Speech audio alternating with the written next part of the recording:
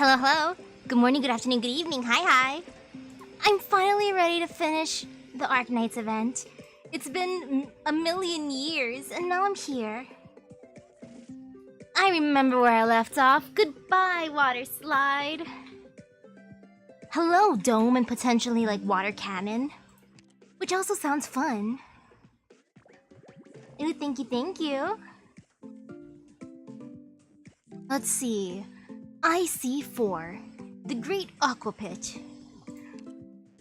Goodbye, Waterslide. Though, yo, look at my Gavial. I raised her good. I'm so happy the event shop had good stuff for me to buy, aka EXP tickets. And I remember I have to bring casters because casters help me in life, especially the ones that need to be, or the enemies that need to be hit by arts. Have you heard the bombastic news? Which? Croak said the leaders are talking about putting together something new. Ugh. That plan to turn all the lights in the city green? Can't say I'm a fan. Green lights. That sounds interesting. Was I able to buy a lot in the shop? A decent amount.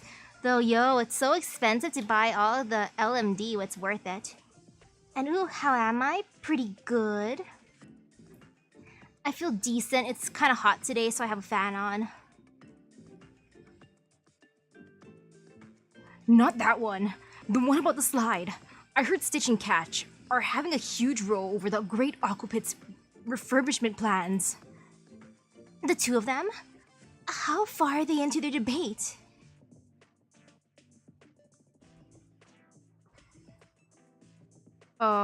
I think now they'll use water cannons to blast people into another cannon.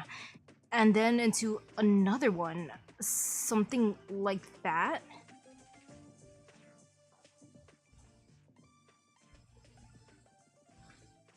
Oh, so we are getting the water cannon. Cool. Absolutely not. Let's try a different idea then. We'll use the water cannons to hurl people up to the springboards high above. Don't you have any ideas that don't involve water cannons? But it's a brilliant epiphany. And you were the one who inspired me. Well, in that case, do you have any bright ideas, Stitch, the amazing architectural designer? I was just going to be the lead architectural designer and dial down Akahualin's plans a little. Aw, they're kind of getting along now. That's adorable. Stitch and Catch. I could resist waiting. It's just that I want to continue more mainly for farming because I'm not sure what other items I get from this event. You had the surface dwellers come to help with the bridge. I have no problem with that. But now we're discussing the thing that will go on top of the bridge and live alongside it. The landmark of Zererza. You don't want to work on the dome with me. Fine. I get how you feel about the dome. Then let's talk about what will be our next landmark after the big water slide. There's a much simpler and more graceful way to solve this. It could be brimming with symbolism. It could be more exciting. It could be more exciting and brimming with symbolism. Phew, Catch. Arguing about this here isn't going to get us anywhere. How about we have a design competition? We'll give each other some time to work on a design and let the citizens of Zererza decide. Of course, just like all those years ago. Some people quickly do stages and read the story after. You know, that's understandable too. But then if I start a stage, I feel weird skipping. Unless like my game crash or something, then I have to skip. But it feels weird pressing the skip button on all my games. Sobs. I'm on board too. Oh, Croak. I still think it's hilarious how easily bribed Croak was. I mean, if you don't know what moving pictures are, like videos, of course it's gonna be super tempting. And heck, more of the magazine that she likes? Heck yeah. croak? Are you drinking? I'm fine. I only had a little bit. You emptied 3 whole barrels by yourself. Stitch, I heard your proposal. I'm interested. And if Catch is up for it, then it's all the better. Now we just need to find the culture, and then we'll build something new for Zererza. I wonder how Zumama's doing. Am I gonna see her now? You mean I should change how I treat them?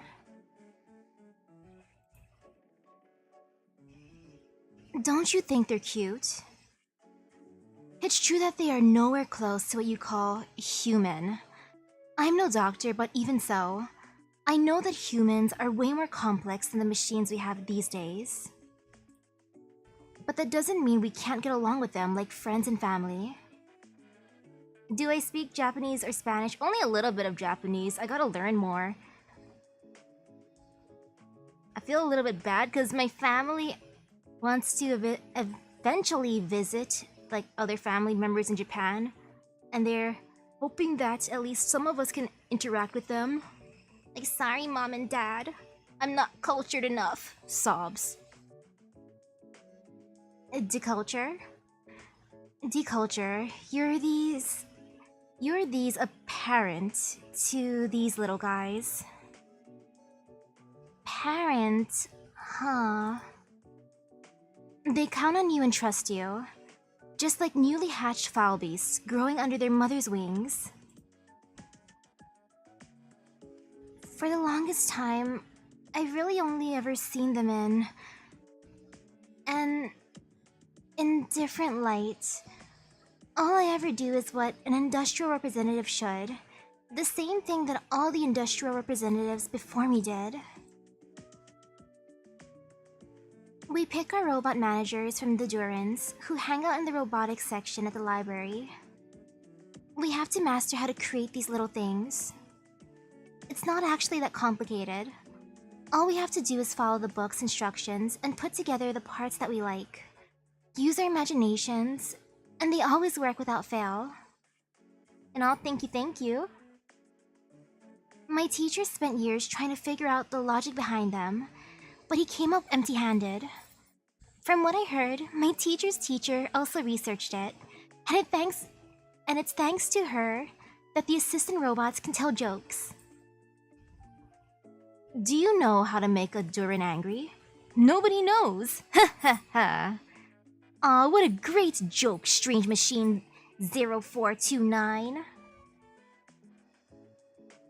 Oh, that's amazing. As for me, all I'm doing is taking their abilities for granted. You're right. I should try to actually get along with them.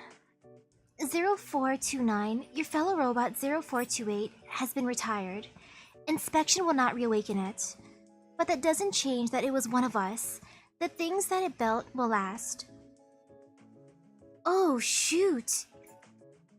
Wait. They can never bring 0428 back to life? Once they're deactivated, they're down for good? That is so sad. What the heck?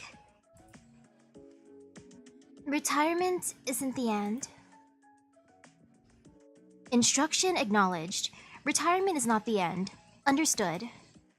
Relationship defined with Zumama. Friend. Deculture? I would like us to be defined as friends. Friends, right? Friends. We can get along like that. 0429, did you know? Friends are supposed to help each other. Before, I used to order you to do everything that I couldn't be bothered to handle myself.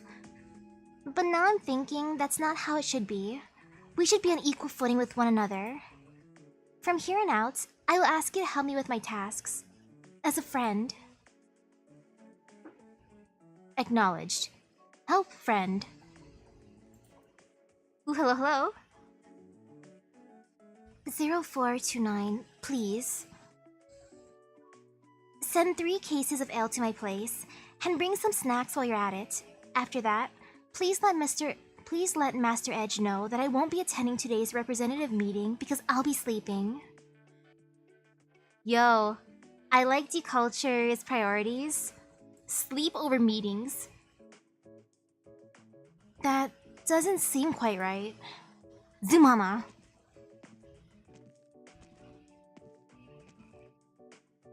Hey, Gabriel, you're here. This is my new friend, Assistant Robot 0429, and its terrible boss, Deculture. Deculture, meeting invitation, all representatives. 0429, change of plans. As your friend, I'm asking you to do me this favor. Go to that meeting for me. I want to adopt 0429. Please live in my base and help me out too. Help friend, help friend. Do it yourself.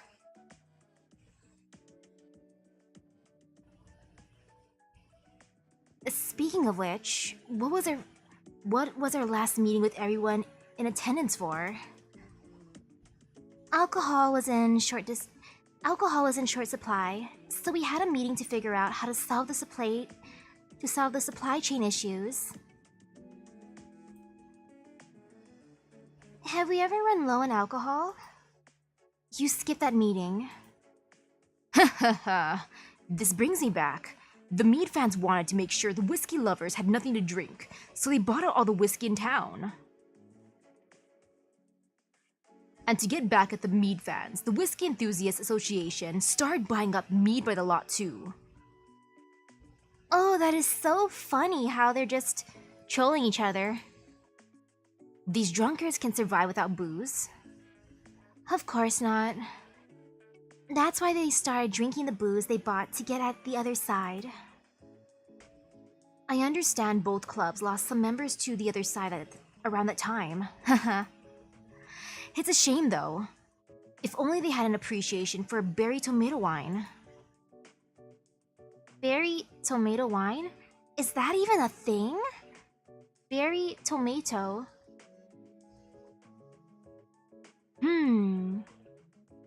Ooh, hello, hello. Now that kind of makes me wonder if there's like a berry tomato juice. Though it kind of sounds cursed. Maybe I'll mix some juices. Catch. You... So that's your poison? Yeah, what's the matter? No wonder none of the alcohol fan clubs accepted you. Well, never mind.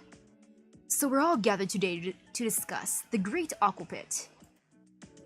Oh man, I haven't played Genshin Impact in so long. Too many games to play. Like heck, off stream I play other games too. Tear it down? Yeah, I agree. And the sooner the better. I'm a yeah too. I thought you two loved that place. Hell, you go multiple times a week, Croak. Right, and I'm regretting my patronage. I can't believe I spent so much time in a facility built by a guy who likes berry tomato wine. It's a disgrace. Oof, is berry tomato wine that bad? I'm so curious if berry tomato juice exists. If not, I will mix it just to try, and then I'll probably sob because it'd be nasty, so I'll make a tiny amount. Ooh, out of all the Durans here, which one would I probably hang around with the most? Probably at this point Croak, because Croak likes watching movies and reading magazines, aka I bet she probably like manga and webtoons. So I feel like we get along. How negligent I must have been as the industrial representative to participate in a project led by a man like that. And how's the event pool? It's pretty good actually. I got Gaviel at like, what was it, 173-ish pools? Or actually no, not 173, or maybe something like that, 130 something, more than 100. But she came home. No, it was like 130 something, I think, yeah. What is that supposed to mean? Hey, Master Edge, what's with that look? Haha, berry tomato wine. That's a little... If you've reached an understanding, then we'll call everyone out to blow up that showy waterslide, fix the railroads, and solve all of Master Edge's problems. That's the plan. Any objections? It's a shame, but an architect can't let his past work tie him down. This is a chance to once again put my talents to good use. Stitch, you said you'd have a design contest with Catch over Zeraertz's new landmark. You are serious about that, aren't you? Of course. Everyone's gonna vote for Stitch now just because of that berry tomato wine thing. Oh, finally going to amaze us with your designs again?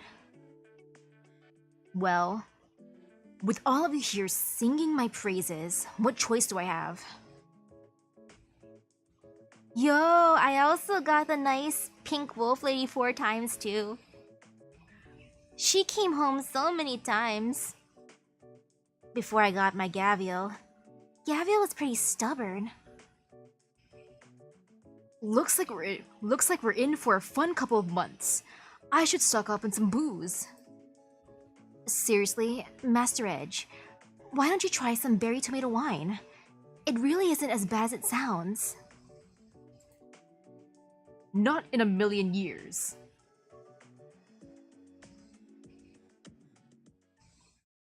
Like seriously, how bad is that berry tomato wine? I will mix berry juice with tomato juice one day, if it doesn't already exist, and then, like, that's my makeshift. And that's the end of the voting. Well then, per consensus, this is it for the Great Aquapit, and we will repair the railroad bridge and build a new landmark for Zeraertz at the same time.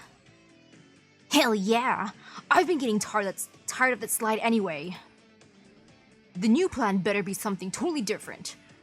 I heard we're getting a roller coaster. Water coaster. Looping water coaster. A catapult looping water coaster with super water cannon and a racetrack for self-driving carts.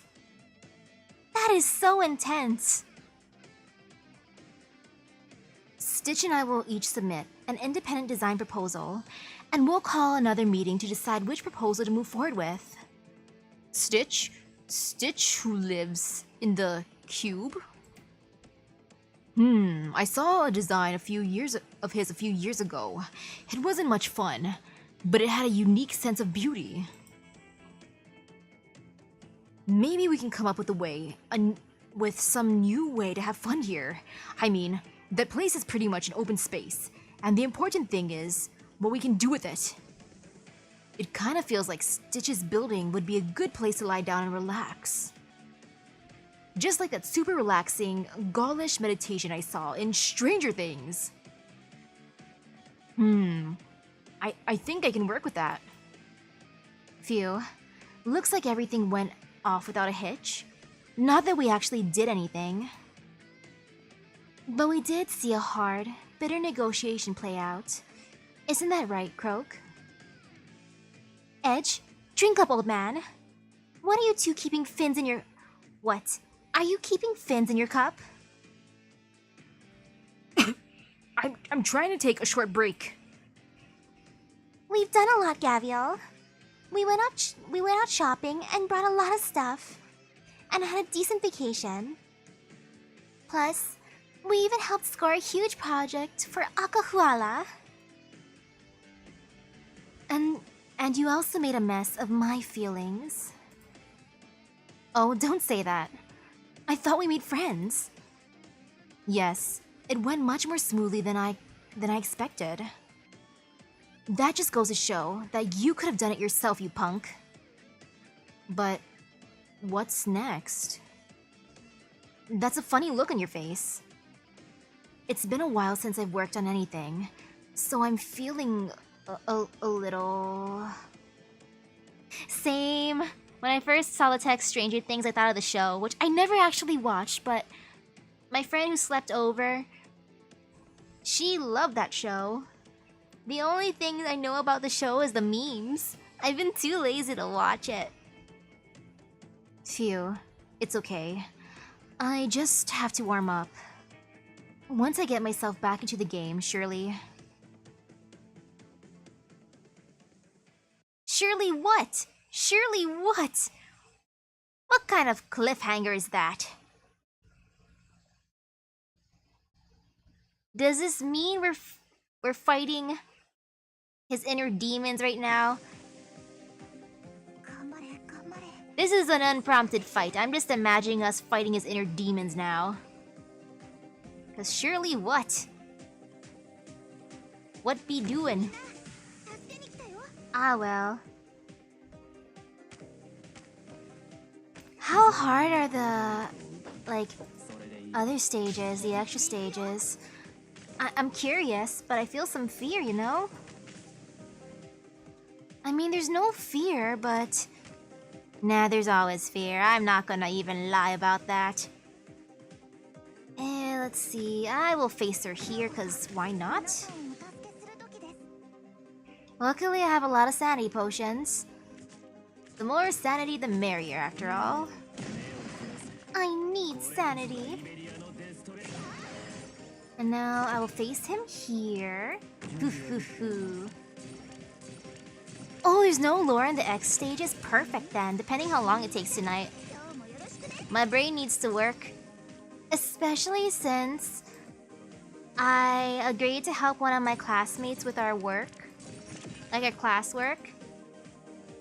I feel so proud. I gotta make sure I do good though. I gotta have brain power. I'm just hoping I do good though. Like, I believe in myself. Oh, yo, that hurts. That's a lot of damage. Uh-oh. That's a big oof. I didn't expect those enemies to hit that hard. But yeah, I need brain power. At least for a few days of the week so I can make sure I can help my classmate enough. Because I said I would, and I cannot break a promise like that. That'd be rude of me.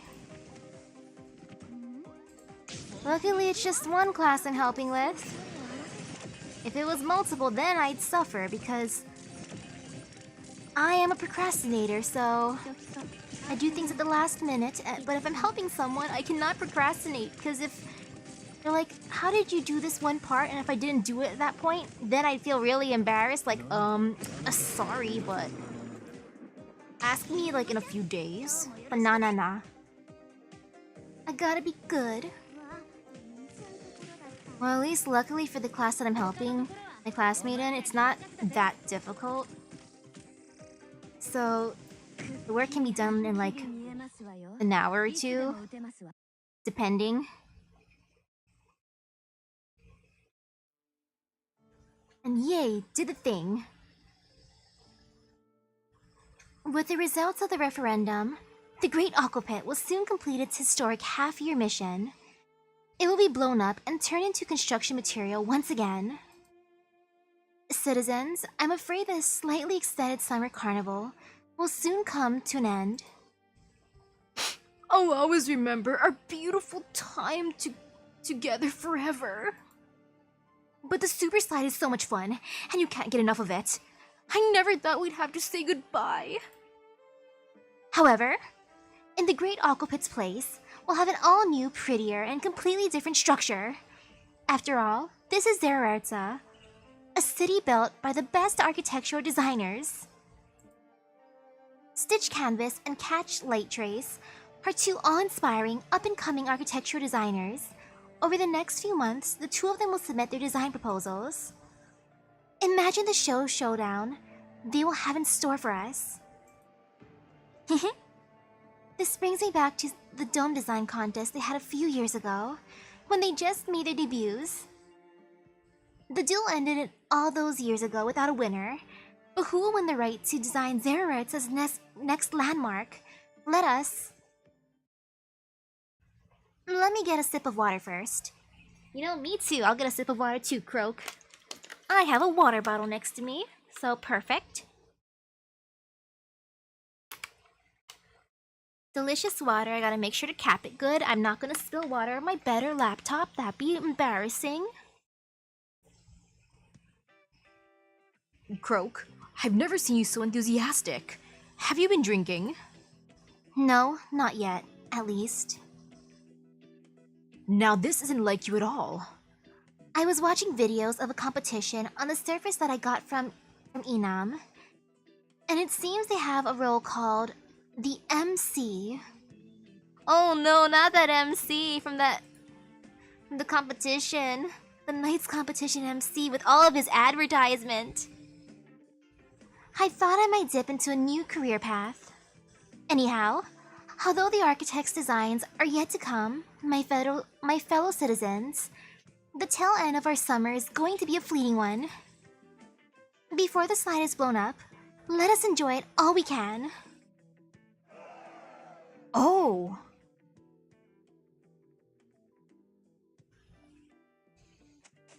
Whee! Gavial! Tomimi, watch out, slow down! I was so jealous when I heard you guys went into the waterfall in Akahuala. Hehe. And this time, I get to join in on the fun.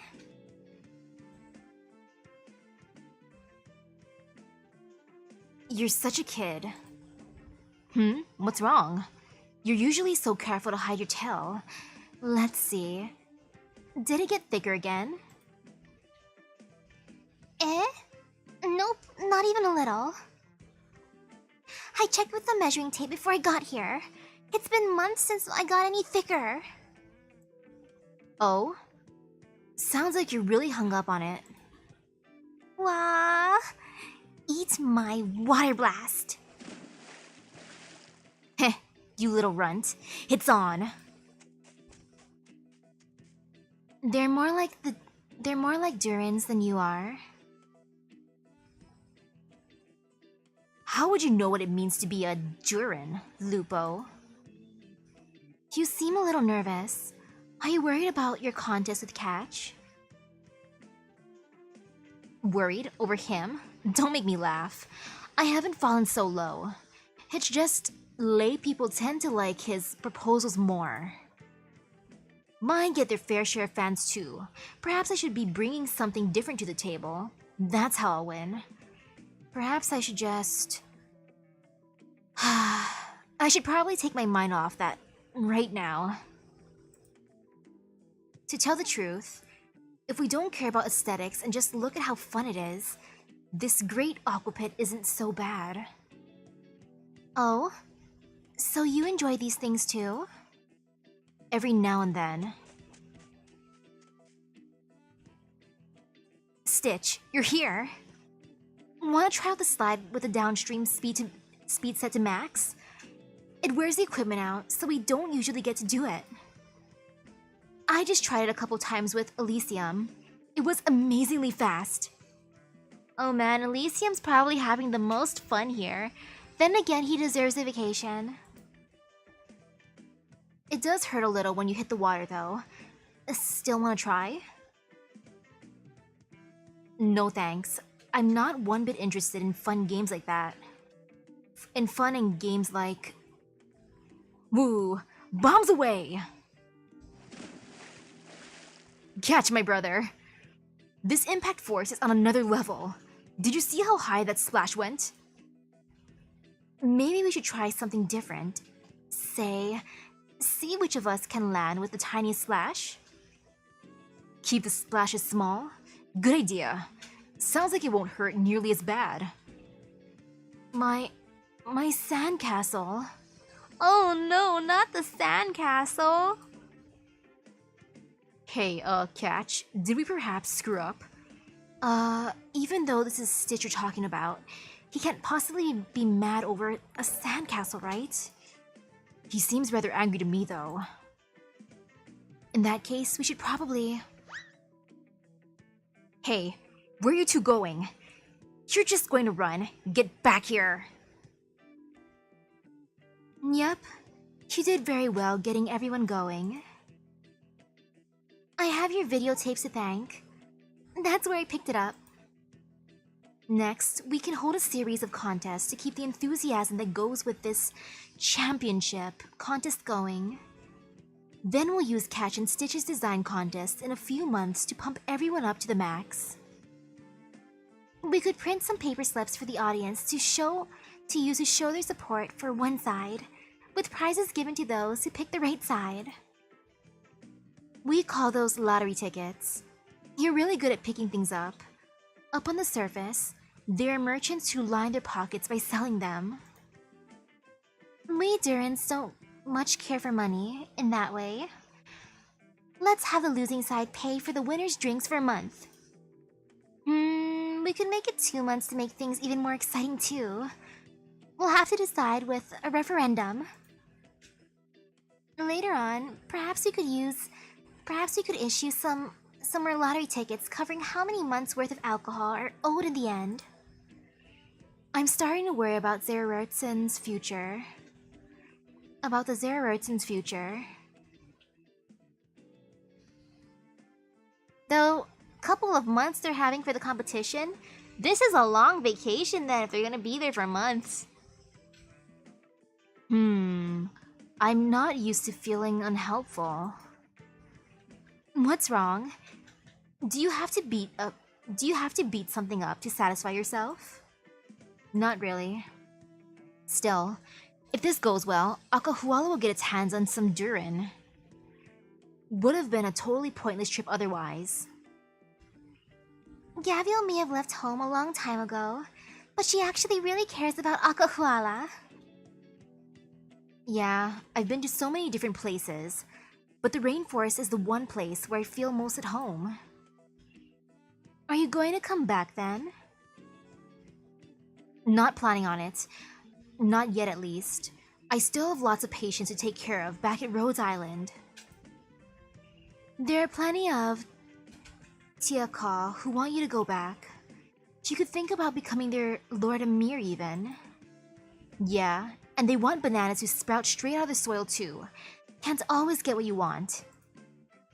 Gaviel, you would be the most fitting Lord Amir for Akahuala. You're the only one who can reign in each and every Tiaka. Everyone is awaiting your return. And if you simply cannot do it, then it's ultimately likely that a Lord Amir from the court of Sargon will come to govern Akahuala instead. And when that happens, Akahuala will no longer be the free land you knew. But don't we already have you for a great chief? There are some things I can't do anything about. I can come up with the ideas to help get us in better shape, but I'm not the one who can really bring the Tiakal together. It's not like I'm running away from the responsibility here, Inam. It's just, I haven't thought about how to actually do it. You know how to think? Color me surprised. Hey, Zumama, you picking a fight? What I'm saying is, you usually do stuff without thinking. And that's fine when it's just me. But this is about all of those Tiakal. All good things must come to an end, isn't that right?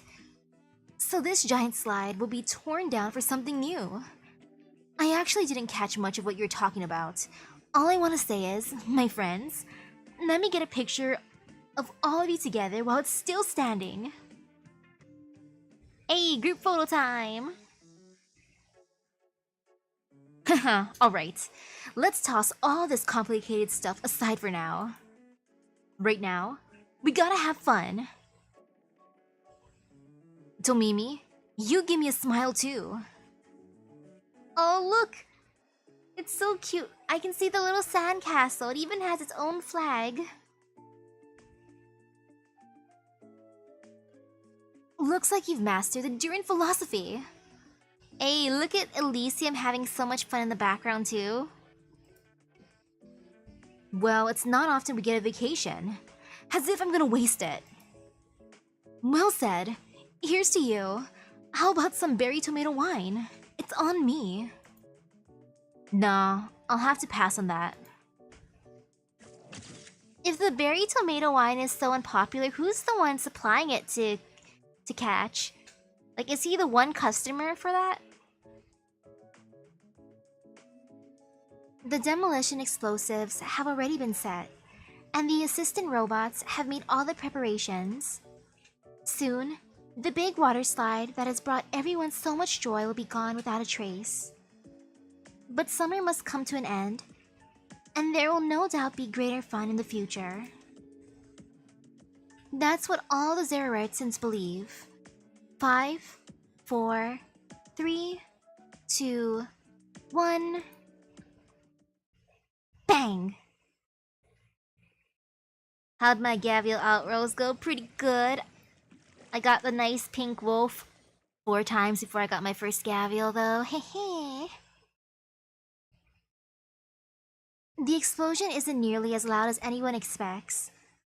The slide simply slowly disintegrates. Or perhaps, a little more poetically, it melts into the water. I like how this vacation event is actually a vacation. But oh, the slide. My, what a graceful way to disappear. Here I thought you would pass out from all that drink and miss the demolition. Haha, I know how to have a good time. Though at times like these, I generally keep myself clear-headed. That's the most basic respect I have for things as they fade away. Whoa, were you actually a secret genius? That would be such a cheap cliche, even in the Zerorartson library. Oh, you little rascal! Stitch? Catch. It's time we got serious. Let's both do our best, fair and square. Shake hands if you agree. Alright. Out of the most basic respect for another Zerorartson. Say, you two actually get along pretty well, don't you? What, are you blind? Where'd you get that idea?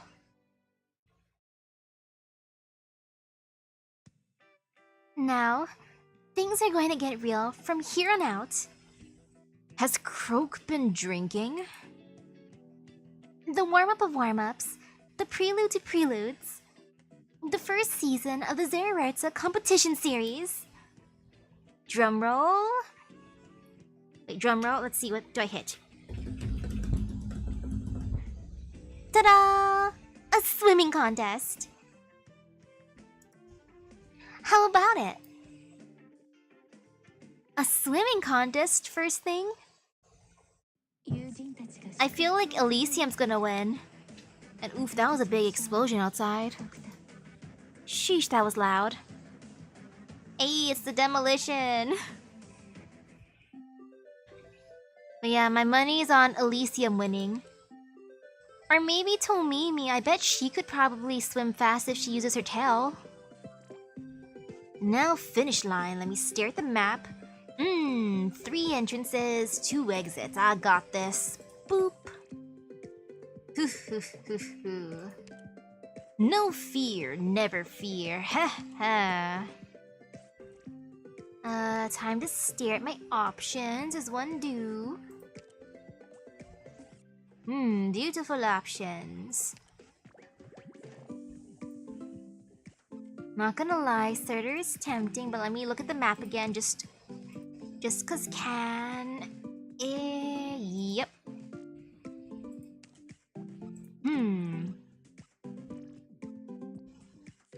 Yo, Gavia would also win. That's a tough competition, actually. Everyone's gonna win, pretty much. I'm not sure how Stitch would do, though. He doesn't seem like the sporty type.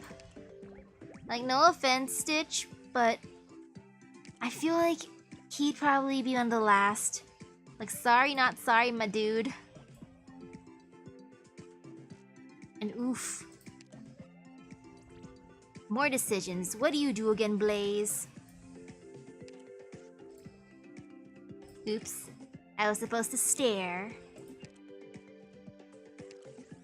Oh wait, I clicked on the wrong thingy. It's up here. Okay.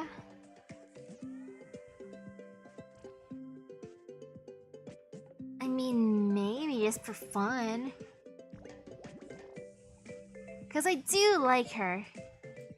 She is fun to use too, but no, actually, I will do the thingy. As long as I block, I can use a caster to bonk hard as one do. Hello, Ebonhose, come with me. What a beautiful event, so bittersweet for Ebonhose's one. Without further ado, let's begin the first joint Zererta Akahuala Rhodes Island swimming competition. I'm Croak Diamondface, Zererta's business representative. This broadcast is brought to you by Deculture Silvermint's newest high-definition camera. First, let's take a look at the course. The race will take place on an underground lake that stretches from here all the way to the tunnel. Here are the rules. Anything goes, and whoever gets to the other side of the lake first is the winner. The winner will get an unlimited supply of my special craft ale for 1 month. Dang, a month's worth of drink. Yo, if that was energy drinks, I'd try my hardest too. And for Gavial's skill, the one I set it at anyways, I've been using it. The Rhodes Island representative is the Wind of Iberia, Rhodes Island's sexiest man, Elysium. What is that title? He's Rhodes Island's sexiest man? I mean, he's the only one from Rhodes Island that they met, I guess. What's up, Durans? Was that introduction why he pulled Croak to the side to talk to her? The Aquahuala representative is Gavial. Go for it, Gavial! Hey, everybody! Do you think they're able to record this too, so then Elysium can bring the footage back as a souvenir for Thorns? Like, hey Thorns, check this out! And we have a surprise for the Zererta representative. Master Edge, our environment and climate representative. How did a tunnel survey turn into a swimming competition? It's a rare opportunity, isn't it? We're still waiting on the equipment after all. Plus, it's not easy to go back and forth with the railway out of operation. If you're going over anyway, we might as well do something fun with it. Have it your way. Aren't you coming? Not interested. I would rather check up on Tomimi and Deculture's progress. What a boring Ursus woman. I'm not Ursus. And how did you convince Master Edge? I volunteered.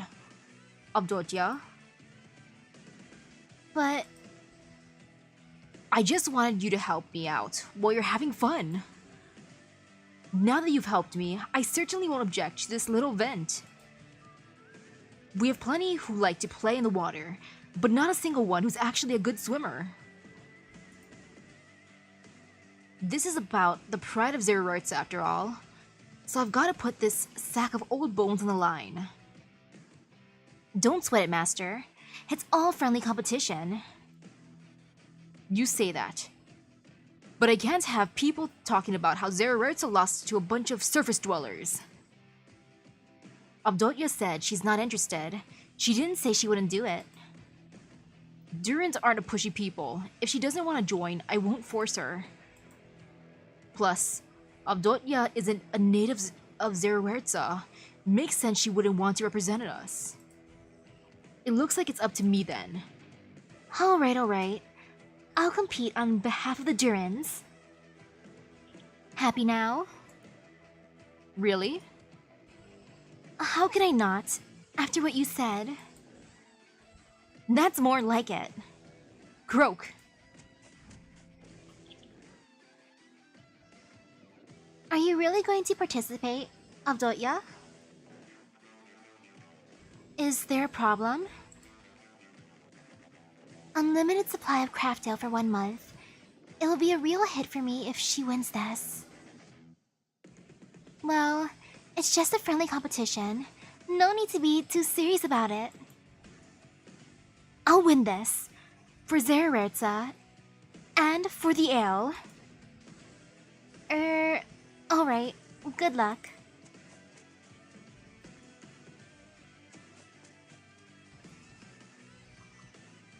Excuse the interruption. We have an announcement to make.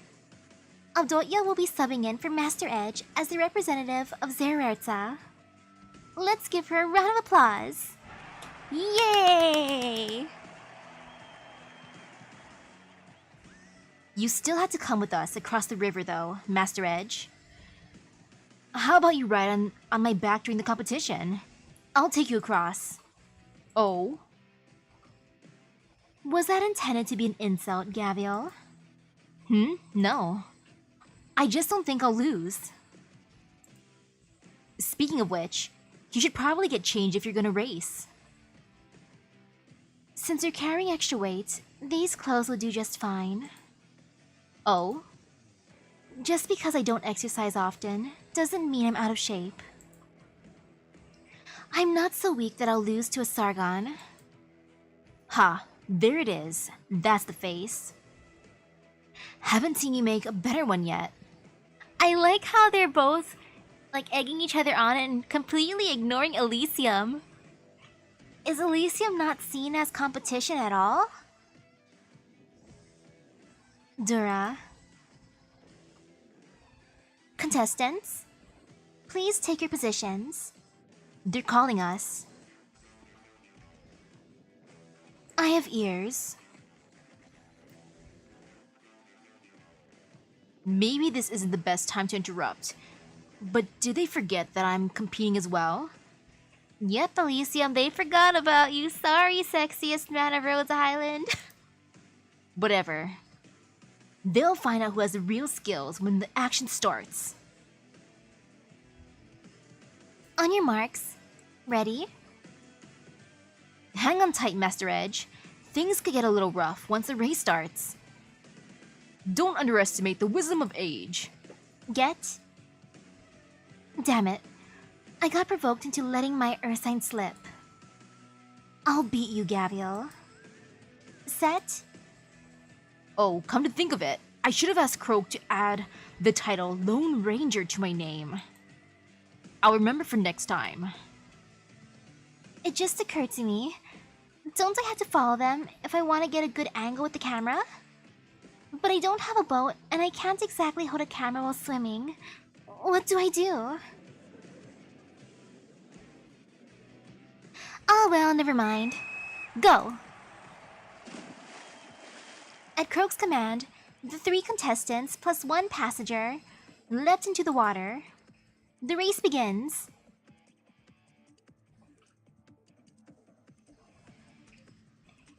Gavio has taken the lead.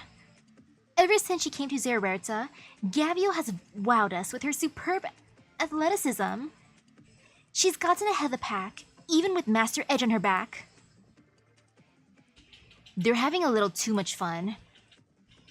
Why don't you join them, Stitch Canvas? Deculture, why are you here? Aren't you working on repairing the railway?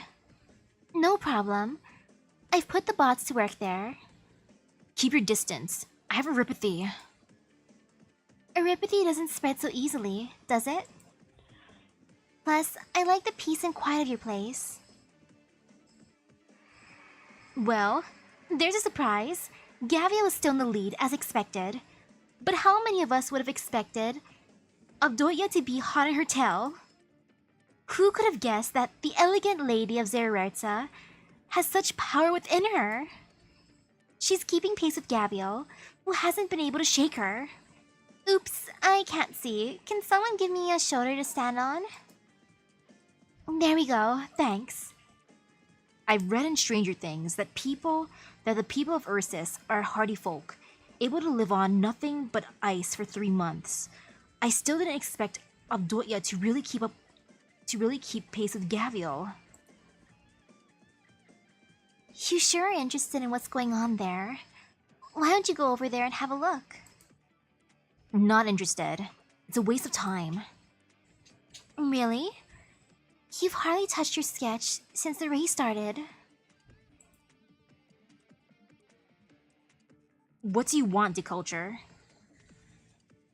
Gavia would be first. Second would be Avdotya.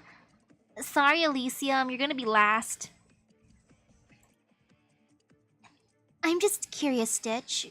What's troubling you? Because you felt like you deceived Gavia and her friends? Things don't have to be so complicated. Everything will fall into place if you agree to fix the dome. You don't want to fix the dome, so you're using the vote results as an excuse not to do it. Instead, you made the proposal to demolish the slide and repair the railway.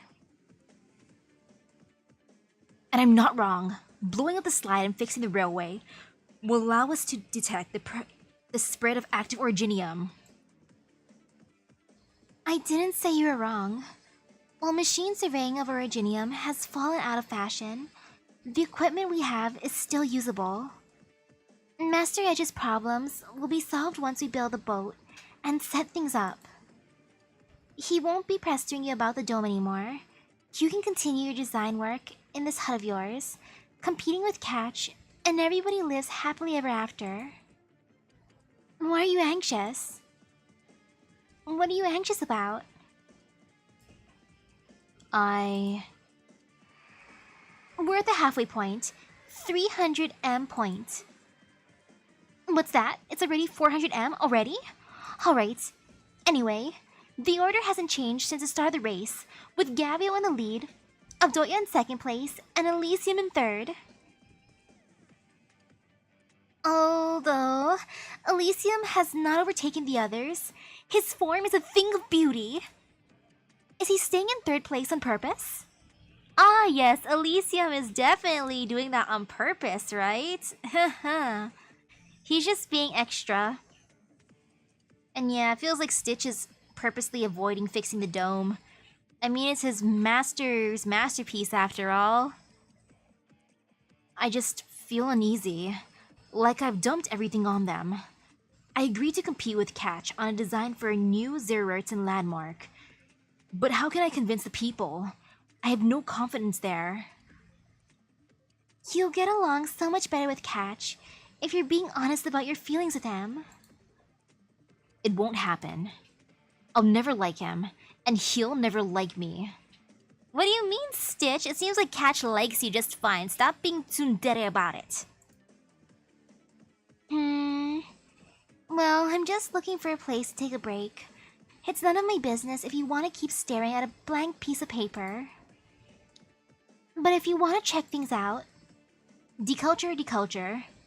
The first boat for the railway project is complete and ready by the lakeside.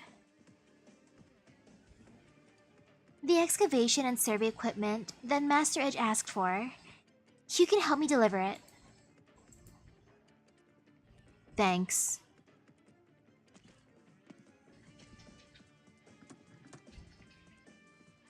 Deculture. Taking care of Stitch. I'm not the only one taking care of him. Well, I can take a nap now that he's gone. I'll leave the rest to you and the surface dwellers. Do not worry.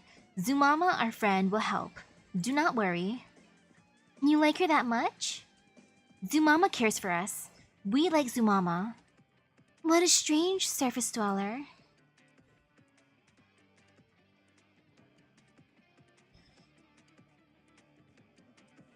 I like this. It's funny. Look, she's really standing on someone else's shoulders.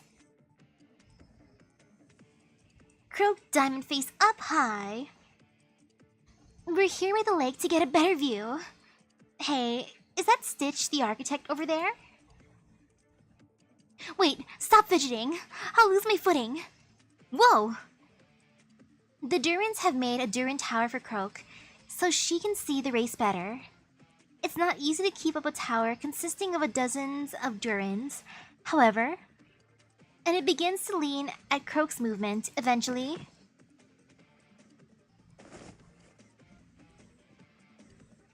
Ouch! My butt. Oof. The robot said that the boat is parked around here.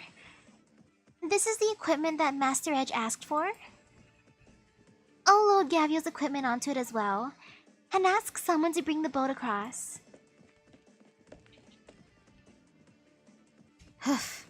Phew. This is the boat? Stitch? I think so. Off I go then. Huh? Ooh, good morning to you.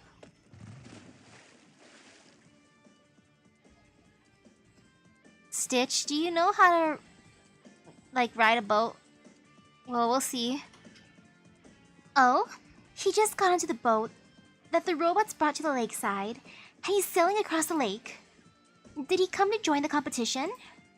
Come to think of it, the rules don't say you can't use vehicles. How was the movie? Pretty good. I want to talk about it, but I don't want to spoil it. The big oof feeling of that. It was cute. The movie was super cute. Uh-oh, where are the enemies coming first? Okay, I see.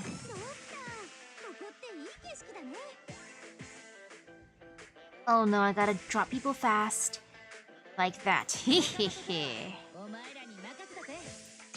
Oh, the way they're walking around just gives me some anxiety. Fear. Go get him, Gavio. I believe in you. Oh no. Wait, are those two dudes punching each other too?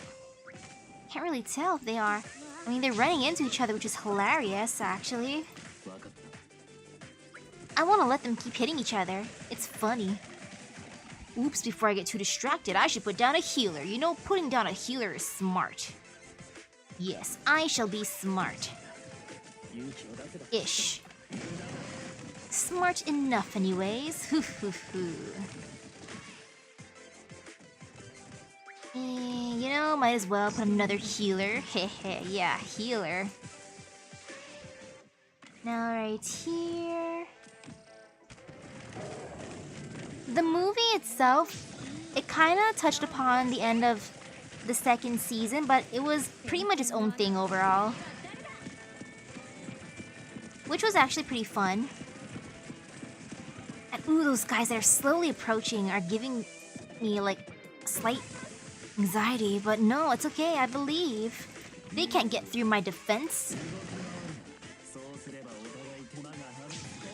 This is fine, this is completely fine. Heh. Oh no, it's the volleyball dudes. Fear, fear.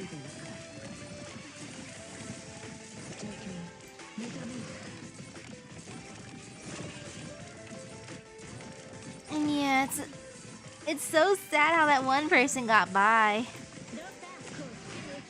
Oh well, I can redo it later.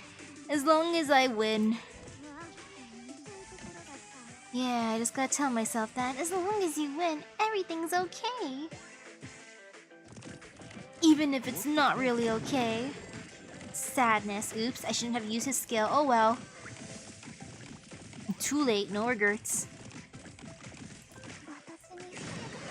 Now look at those dudes just walking around awkwardly. It's fine.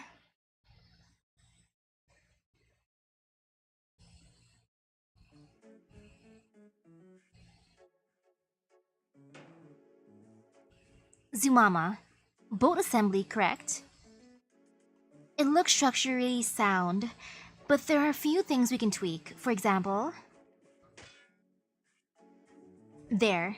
That should make it more solid. Zumama. Amazing. Just the product of experience.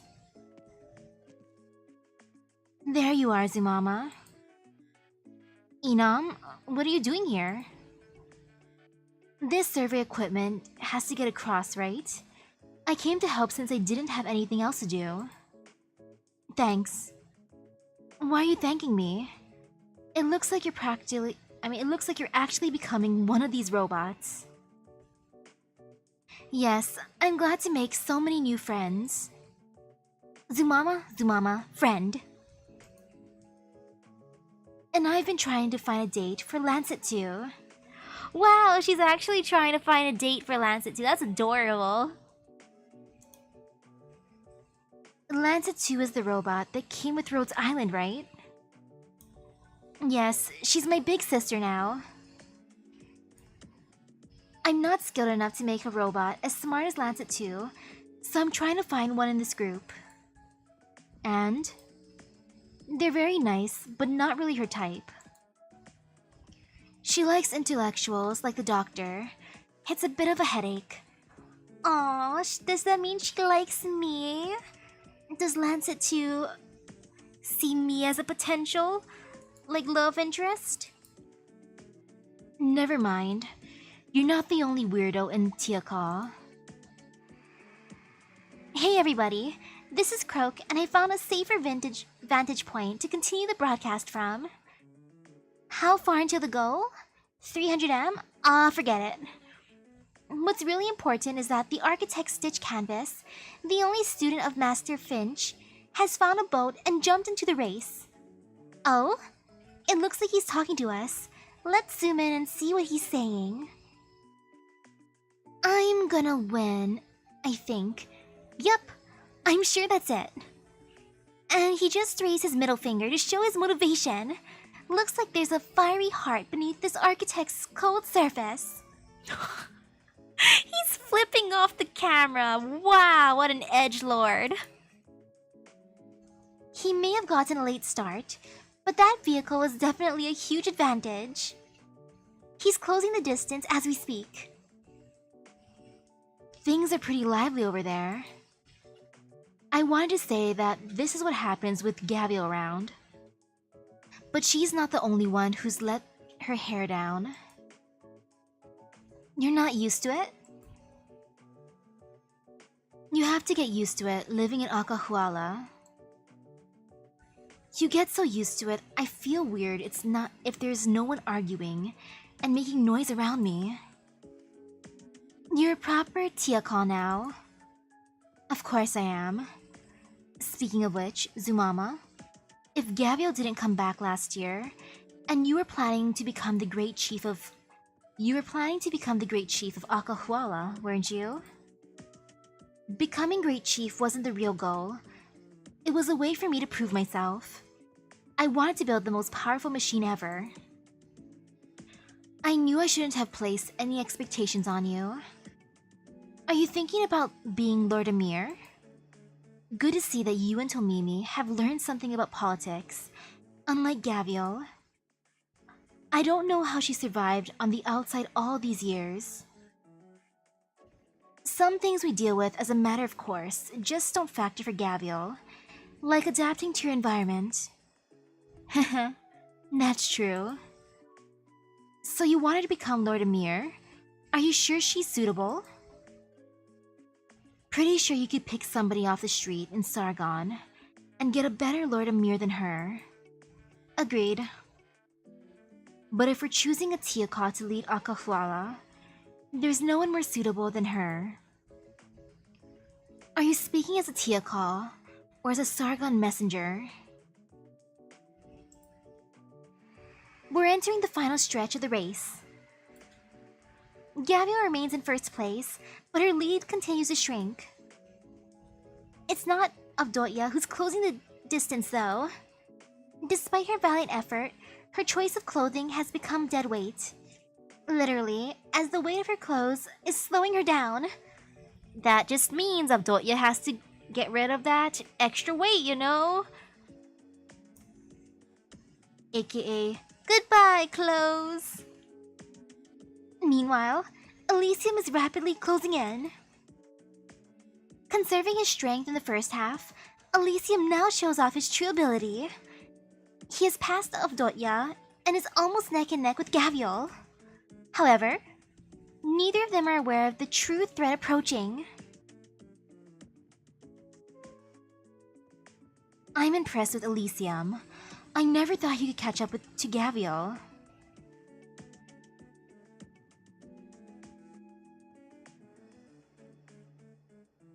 Oh gosh, that Lord Amir for the The rainbow collab? Oh no, not that dude. Though it would be funny if Gavial became a Lord Amir for over here, and then like she met the other Lord Amirs. I wonder how they react. His attitude is a mask. You can't get complacent. Yes, I noticed. He doesn't want people to know how good he is. Don't change the subject. Alright. Looks like you learned a thing or two at Rhodes Island. Not on purpose, but Master Closure makes you go to meetings about stuff besides technology, so I've heard a bunch of things. Looks like she has high hopes for you. As for your question, I've lived in Akahuala for a long time. Compared to city life, I prefer to stay in the jungles, watching you people fight over stupid things. Maybe it's hard to believe, but for me, I'm a Tiakal, a Sargon messenger at the same time. I don't have to pick. Or I guess I could say, my Sargon perspective tells me that Akahuala won't stay unexplored forever. That's why I hope you'll seize the opportunity. I believe you. We're headed towards a climax. Exercising his explosive potential, Elysium is almost caught up to Gavial. Avdoya's not out of this race yet, though. And she's still keeping pace with the two in front of her. No need to push it, Avdoya. But now all three of them have noticed the threat approaching from behind. Stitch, riding in his boat. The wonders of machinery. He has caught up to the three in front of him in a very short period of time. Only 100 meters to the goal. It's like we're at the starting line again. 3 swimmers and a boat racing their way into the final stretch. But Inam, I won't help you convince her. Gavio should not sit in that chair. You'll get the same answer if you ask Tomimi. Why? Figure it out for yourself. I'm busy. Fine. If you have too much free time, you can help me build this boat while you think about it. You really could count every last coin. You really count every last coin, don't you? 80 meters. Avdoya got caught in the boat's wake. She's coughing as she has to stop. Yes!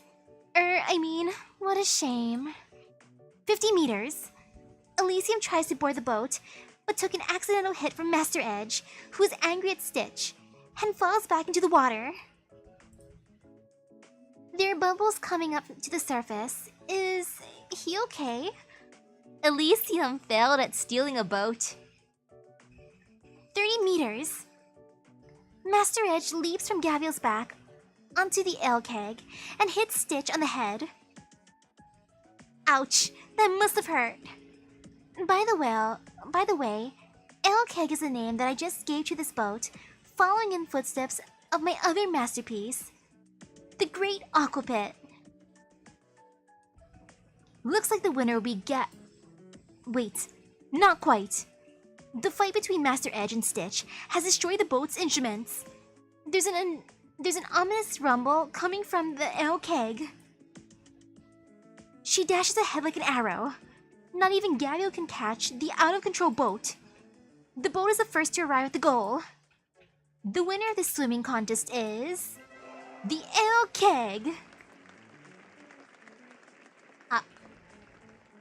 Well, that's a way to win.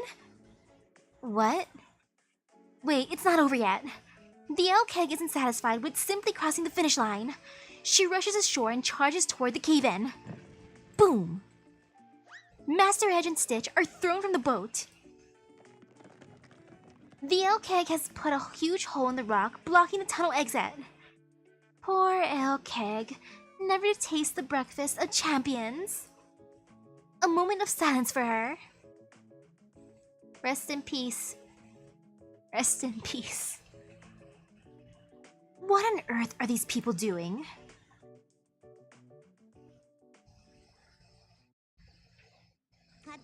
Does that mean Gavio's in second place? And I guess that Croak gets to keep all the ale that she wagered, right? That means she gets to keep the first prize, unless... Will Gavial get it? Because number 1 went poof? 3 to guard. Oh no, I do not appreciate that. Ugh, that gives me fear. I mean, no fear, never fear. Nah, there's fear. I'm not gonna even lie. There's lots and lots of fear. I'm just gonna bring along Nyan, because why not? So man, speaking of like that Rainbow like 6 Siege collab, will there ever be a rerun? I feel so sad. I missed getting out one of the people. I was satisfied after getting Ash, but then no, I should have gone for all of them. Ah well, at least I tried. I'm also salty that I didn't get all the special outfits, or at least I don't think I got like Tachanka's outfit. I bought Ash's outfit because why not? But man, what a tease. I gotta bonk my past self for not going harder. Stitch opens his eyes and sees 2 familiar figures. Avdoya, I've got your fresh change of clothes here. Thank you. Also, Croak, drink a little less in the future, to be on the safe side. Ahaha, sorry. All's well that ends well, though, wouldn't you say? No, I still don't see anything well about this. In the meantime, I suppose I'll find somewhere to change. With that, the 2 of them notice Stitch has come too. Good morning, Stitch. What happened to me? Do you still remember how you fainted? I was steering the boat, and then Old Edge came running over, and then... Oof, my head. And then the boat went out of control, crashed against the shore, and flung the 2 of you out. And how about Master Edge? He woke up before you did, and he's taken Elysium with him to survey for now. Well, that's nice, though how I won't get bonked. Not getting bonked by copyright is good.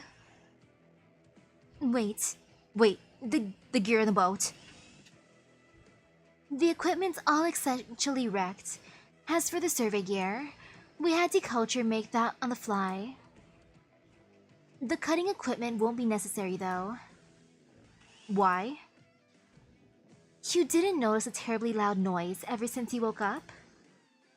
Avdoya flashes a begrudging glance at the place too not far off. And with her prompting, it finally hits Stitch that the persistent racket isn't just nature. Is that a mixture of a chainsaw's roar and collapsing rock?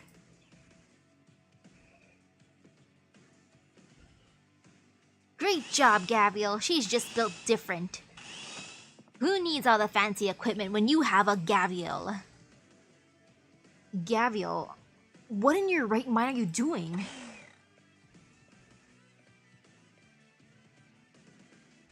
Looks obvious to me. I'm sorting out this cliff face.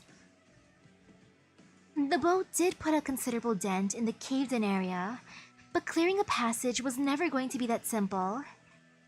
And with our cutting equipment down, I thought we'd be waiting for a while, but it turns out... Well, seeing is believing. Haha! Forget rail repairs and surveys. Any bozo can tell this is my strong suit. Gazing all around, Stitch sees numerous fragments of extremely orderly cut rock, as well as a tunnel wide enough to fit 2 side by side.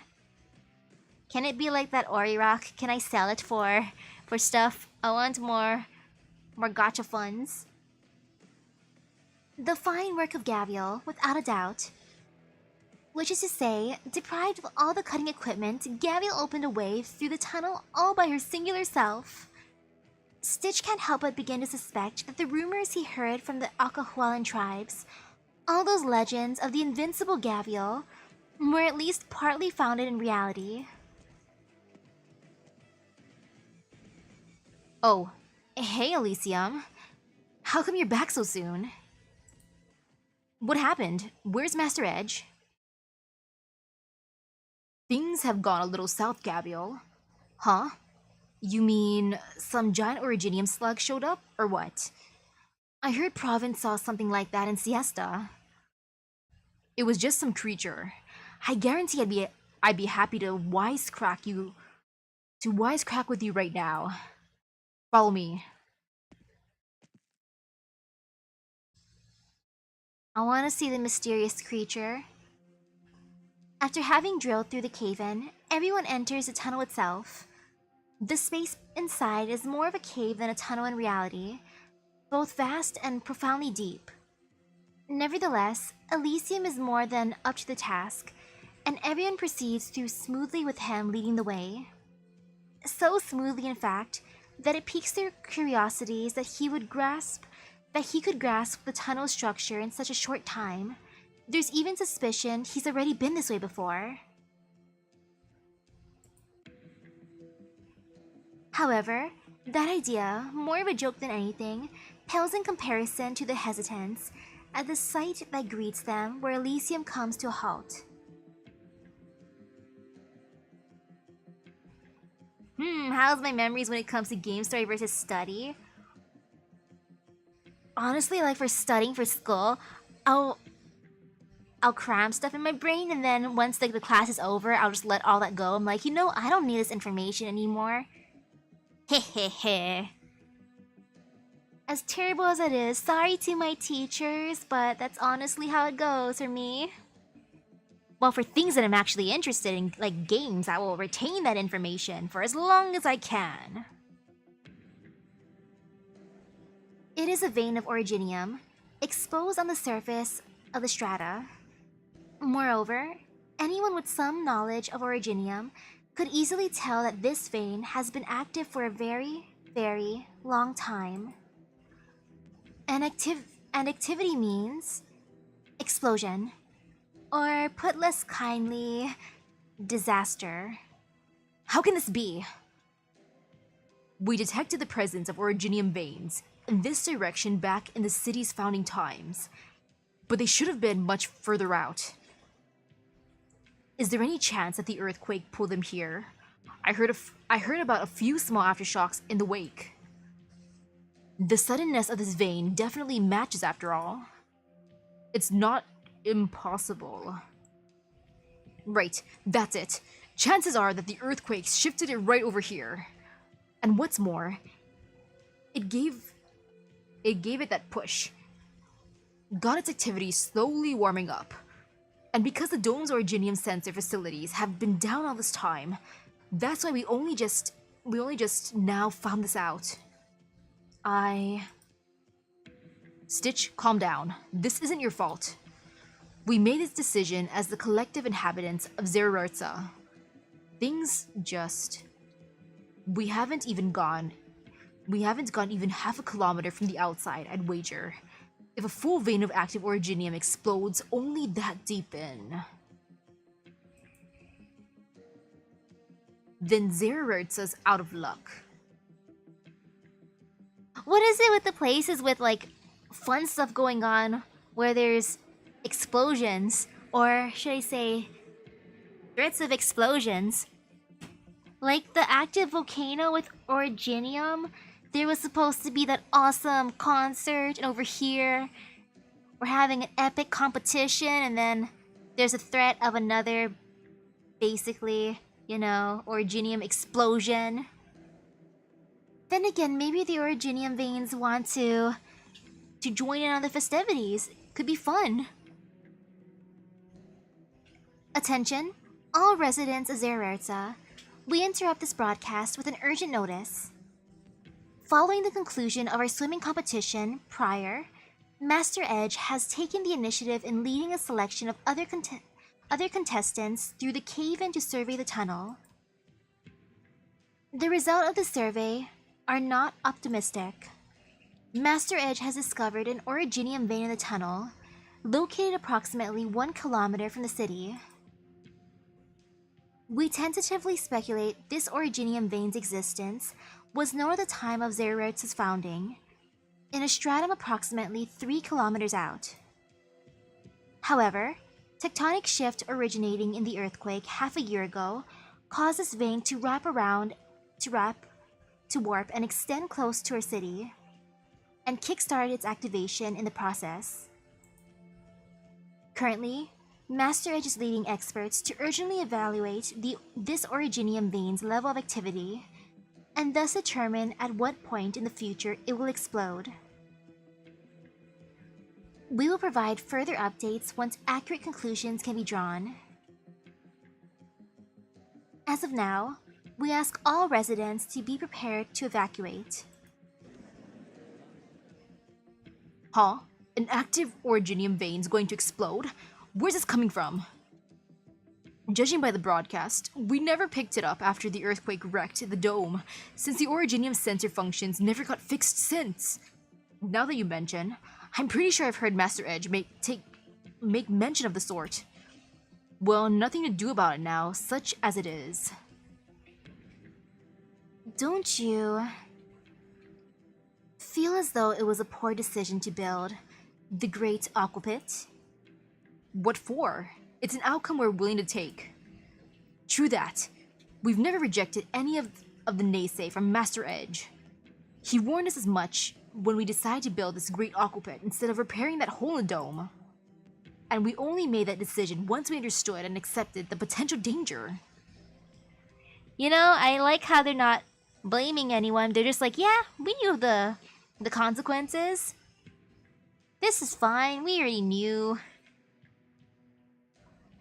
Like, I can respect that. All it is now is taking responsibility for the outcome of our choice. So it is, Surface Dweller. You don't need to give us any pity. Think about it this way. We spent a good long summer at least, haven't we? I completely agree. Though evacuating, eh? Haven't decided what I'm going to leave behind. Have you? I'm nothing like you. If you ask me right now, my house here is my most wanted and most satisfying design yet. That's fair. I hope that originium vein's not going off too easily. I still need to think a little. How about we go for a drink for now? Some old Carl Mead? Not my poison. I'd rather be having number 7 whiskey. I take in the Durans. To all be buffoons barely smarter than the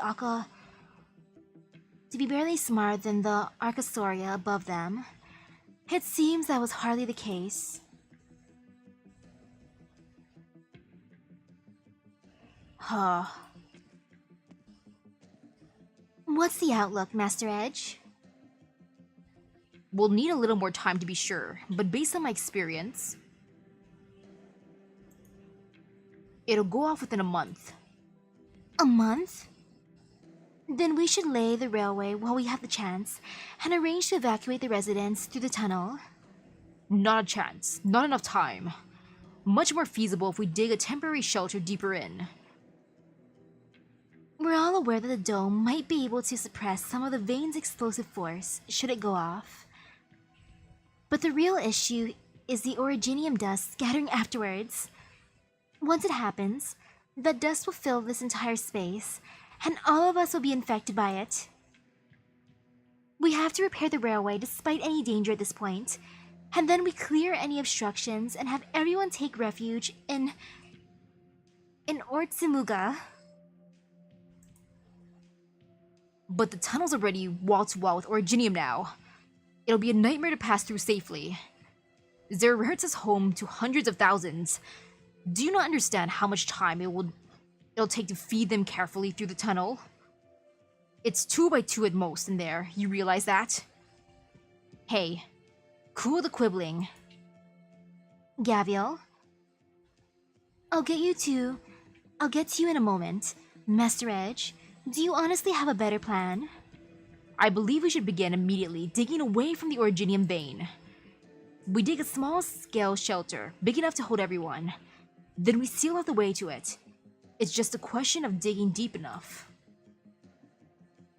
It'll be a harrowing feat to construct a shelter for hundreds of thousands in this short of a time, even with all the technology Zererta has. And besides, that's hundreds of thousands of lives to support. What's he propose here? Or what's he propose there? And do you think waltzing through the tunnels solves that? At least there'll be leeway to begin to do so, provided we pass the most dangerous parts of the vein. If we stay in a temporary shelter, then consider what happens once the Originium seals off our singular passage to any other city. We'll have nothing to look forward to but a drawn-out death. I can see your point there, but I still believe. Of course, I understand the risk in my argument, but it's the least worst option we have now. You know? Abdoya? If it's not important, can you hold your peace for now, Gabriel? Don't really want to disturb you guys either, but seeing as the tunnel's blocked, our only option left is to fix that super convenient lift-o-matic number 1 Tomimi mentioned. Bring all the Durans to the surface and let them live with our tribes for a while, right? I mean, anything wrong with that idea? You guys have been arguing over this forever. We head for the surface? Yeah. Guys, did you never consider that before? Yo, they would have so much fun up there with Gaviel's tribe. I think they'd have a lot of fun with them.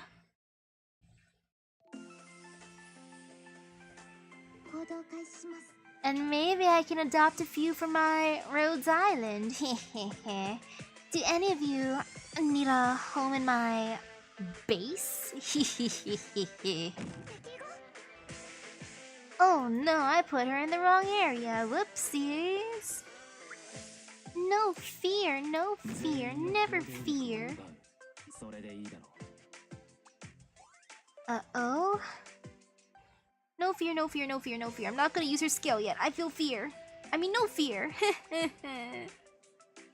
No fear. No fear.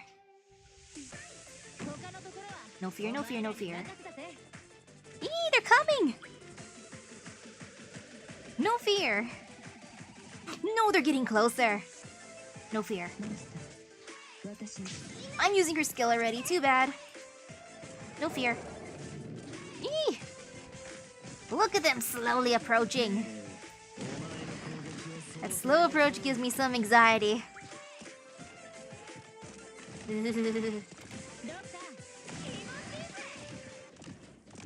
No fear. No fear. Thorns needs a friend. No fear. No fear at all. Let's see, how do I want to do this? Why not this way? Oh no, I need a healer. I am so sorry. Maybe not a healer. Oh, that one dude with the surfboard. He is asserting his dominance. Yo, look at him. Yeah, that is one way to assert dominance. But no fear. No fear. Man, I'm so sorry, Golden Glow. I didn't mean to make you go poof. So sorry, Susie. I'll bring her out nicely.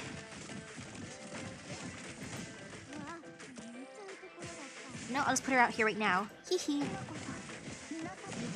No fear. Oh gosh.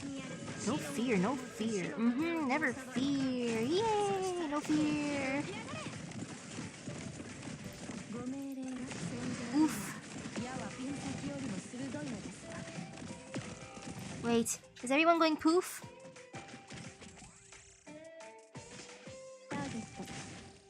But it's fine, no one got through. Yet. Yay! No fear.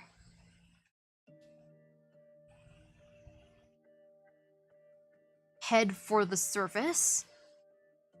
The Durants have never been to the surface before. Didn't Stitch and the people who brought all those library books back from overground? And look, nothing in the rulebook says you can't, right? I mean, listen to you guys. The tunnel's too dangerous, and a new shelter is gonna take too long. So you head up top and take refuge in Akahuala for a while. That's the best plan to me. That lift could hardly hold so many. What? I really want to refute you, but your group missed it during your time in Zererza. But trains are far by the most common means of transport in Duran society. Though lifts are convenient for vertical movement, Duran cities aren't nomadic, so they face the risk of destruction from the moment they're built. Lifts that can only move vertically have far less use to them than trains do. Moreover, Duran explorers have calculated that Duran cities often lie 1,000 to 1,500 m below the surface. Hardly any cities exist outside of that range. Which is to say, Durans probe the underground in horizontals. It's rare for there to be one city just 100, maybe 2,000 meters below another. So what does this have to do with the lift? I know explaining this to you is a waste of time, but I have to show responsibility for others here. What? All you're trying to tell me is that trains are more Duran handy, yeah? I suppose so. And given that, what purpose would a lift then have for existing? I get it. It's for resources, isn't it? I don't claim to know why the Durans tend to expand their cities horizontally. Some kind of ingrained habit, I guess. But forget that. It doesn't mean they scout out resources horizontally as well, right? I thought you were playing the braggart when you claimed you'd been places. I can definitely see your prowess now. Wowie. Gaviel, check it. Even Miss Avdotya here sees my worth better than you do. Big whoop. Don't care. Miss Avdotya, next time you get into an argument with Gaviel, I'm on your side. I'll be fine, thank you. Anyhow, you're correct. The Durans are filled with a passion for probing underground, especially for minerals. In addition, city planning requires the joint decisions of many, while digging is something each Duran is free to commit at their leisure. Consequently, they often end up digging several hundred meters above or below their cities out of sheer unawareness. In fact, quite a number of Duran historians believe. The first Duran lift was only designed when an industrial representative discovered a vein in the roof of their very own city, and that it would be most convenient to dig straight into it.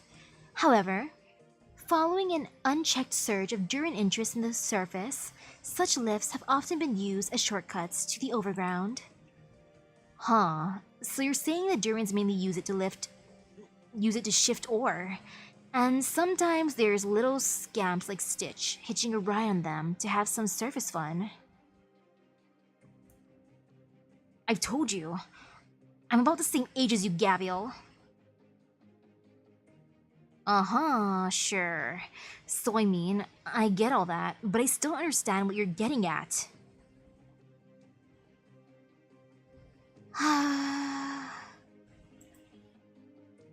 Miss Avdotya's trying to say that since Duran lifts are mostly designed for industry, they're real hardy stuff. Tomimi and me sure noticed that when we came down. The lift could hold a few dozen people, no sweat. So Gaviel, your suggestion's pretty feasible. Right, Master Edge? Hear, hear. I can confirm.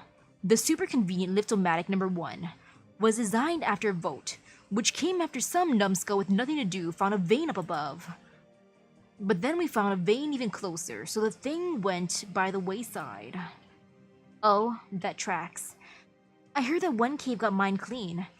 You think it was you Durin guys who dug the entire cave out in the first place? That I couldn't say. It's possible. Elysium has the best people skills, I think. In my Rhodes Island, maybe. Because he can get along with pretty much everyone. In addition, to cope with potential future situations, the Durins would have naturally dug out more space while planning a lift for ease of future enlargement. Which means, if we're going to make the most reasonable use of our remaining time, enlarging the lifts and getting the Durins to the surface is definitely the way to go. Oh, you could have just said that then. If you only know what to do, and not why you're doing it, then you'll run into setbacks someday. Yeah, I know that. But I'm a doctor, Avdotya. And look, you know how deep... Look. Yeah, and look, you know it deep down, don't you? How could I ever not trust you? Why didn't anyone tell me we were getting along so well? In my opinion, we're already best buds. Long and short of it, I approve of Gaviel's suggestion. You can hammer out the remaining details. I'll be continuing the survey. I'll help you out, Master Edge. My arts can transmit info. If you turn up any results, I can notify everyone first thing.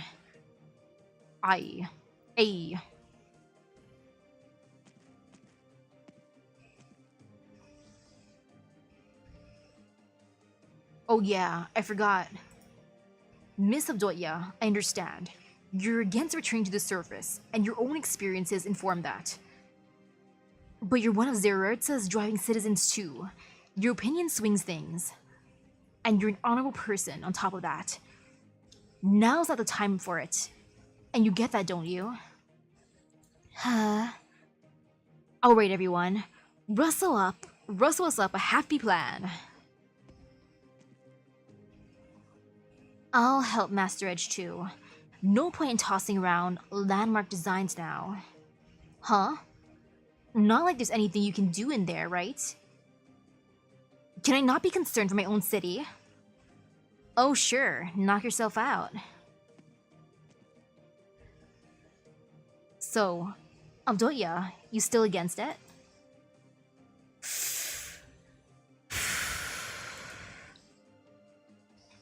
If this is the best method we have to save the people of Zerertsa, then my small contrarianism hardly amounts to anything. However, Gaviel, you're very strong, stronger even than most Ursus soldiers I've met. But this isn't a problem you can solve with just strength. Have you thought about how we're dealing with hundreds of thousands of Durins here?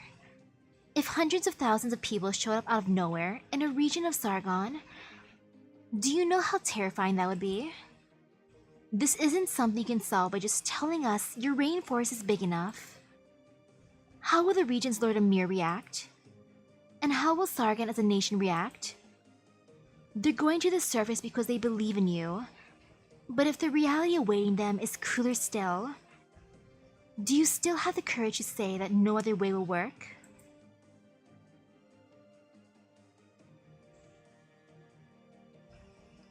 Gaviel, you would be the most fitting Lord Amir for Akahuala. You're the only one who can reign in each and every Tiakal. Everyone is awaiting your return, and if you simply cannot do it, then it's ultimately likely that a Lord Amir from the court of Sargon will come to govern Akahuala instead. And when that happens, Akahuala will no longer be the free land you know. You knew. I mean, it is understandable. They are migrating a lot of people. Like, if 100 people showed up out of nowhere, that's not as bad, but thousands. Gaviel swallows a sliver of hesitation, She realizes the choice is now facing her, waiting, and she didn't even notice that it came. No, she's not unwilling to assume this duty, far from it. Not even on her vagrant trails, not even in her days on Ennet Rhodes Island, did she ever forget Akahuala and her people. However, neither has she forgotten the decision she made when she resolved to leave Akahuala in the first place. She was going to study medicine. She was going to save the uropathy sufferers. Those two choices she made were the right ones, and they were what she wanted. That's how simple it was. That's why she's never found it this hard to choose. So it seems it's crossed your mind. You're not that much a simpleton. So Gavial, if you truly can settle this problem, then I would be willing to even persuade the Durans for you. What is your answer? But just as Avdotya says, if this is the only way to save Zerertza, if her becoming the Lord Emir would solve this problem, if this is the price she must pay to abide by her own ideals, then in that case,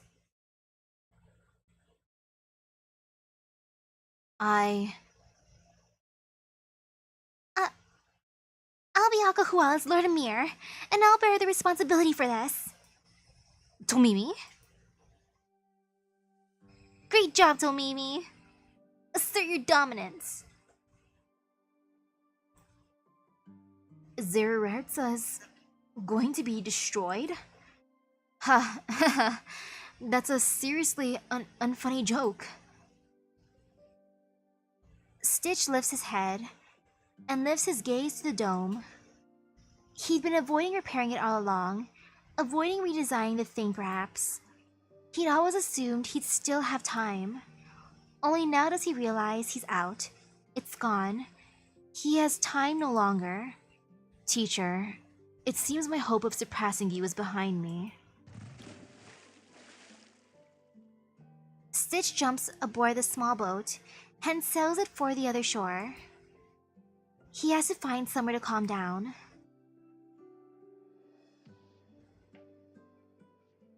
Tomimi, what are you doing here?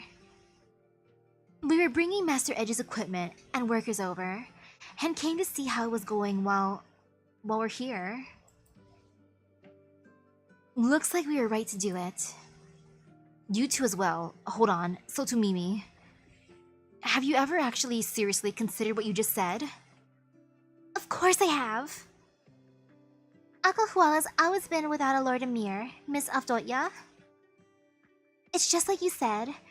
If all those Durans went to the surface, they'd draw the attention of the Sargon government for sure. So before that happens, I'll be the Sargon Lord Emir to govern the Akahuala region. And I'll make all this smooth and simple. No, Lord Emir? Even then, becoming a Lord Emir isn't. I hold the status of Sargon's government-posted Akahualan messenger and scout.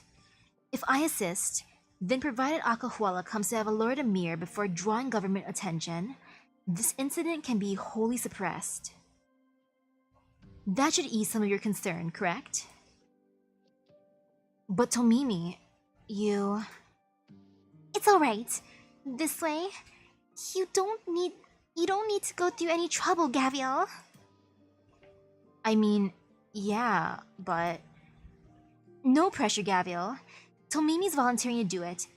And if she doesn't, then I can do it too. Zumama. Or are you scared? You think you made a mistake? I just have this weird feeling. Let me think of a way to describe it. Yeah, okay. It's like I got this giant boulder in front of me right now. And I'm thinking I have to use up so much of my strength just to break it. But once I give it a shot, something tells me, wow, you can break this thing so easily. But it's like, why? Even though it's so big. Gabriel, how's the axe I made you? Handy? Yeah, honestly, even more handy than I thought. I like it a lot. I stayed for days straight, making it for you, and the materials are all the best I could get to. What? Come on. You should have said so sooner. I'm embarrassing myself here. I'm telling you because I want you to understand. I don't need you to thank me for making all these things for you.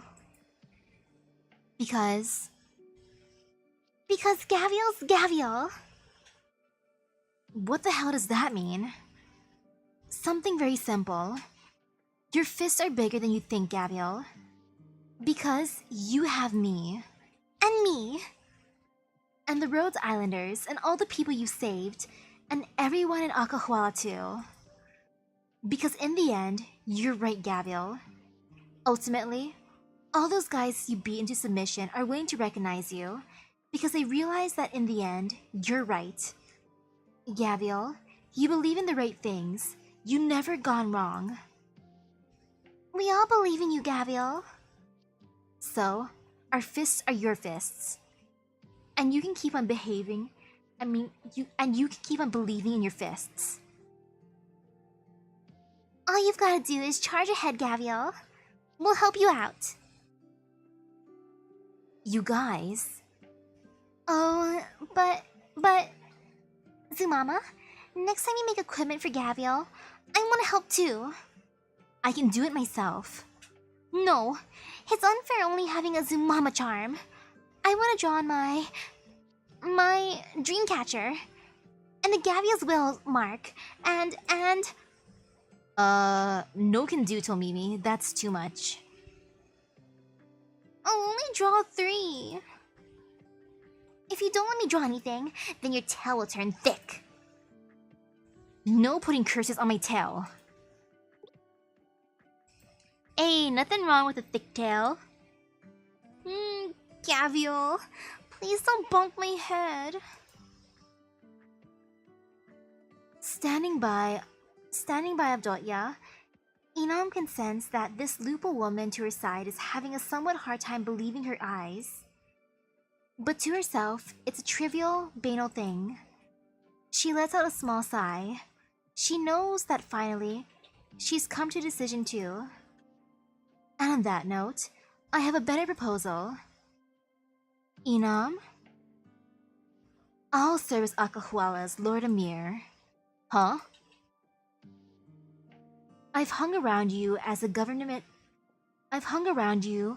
with you as a government messenger for all these years. I have the right to stand for Lord Amir. I just didn't want to before, that's all. Seeing as we'd have to force Tomimi back from Rhodes Island, whereas I've been in Akahuala the whole time, I'd make a tidier fit for Lord Amir, wouldn't I? And I imagine that better assuages your concerns, Avdotya. Yes, it does, but I have to say, you people really boggle my mind. There. No. We're just a couple of fools living in the rainforest.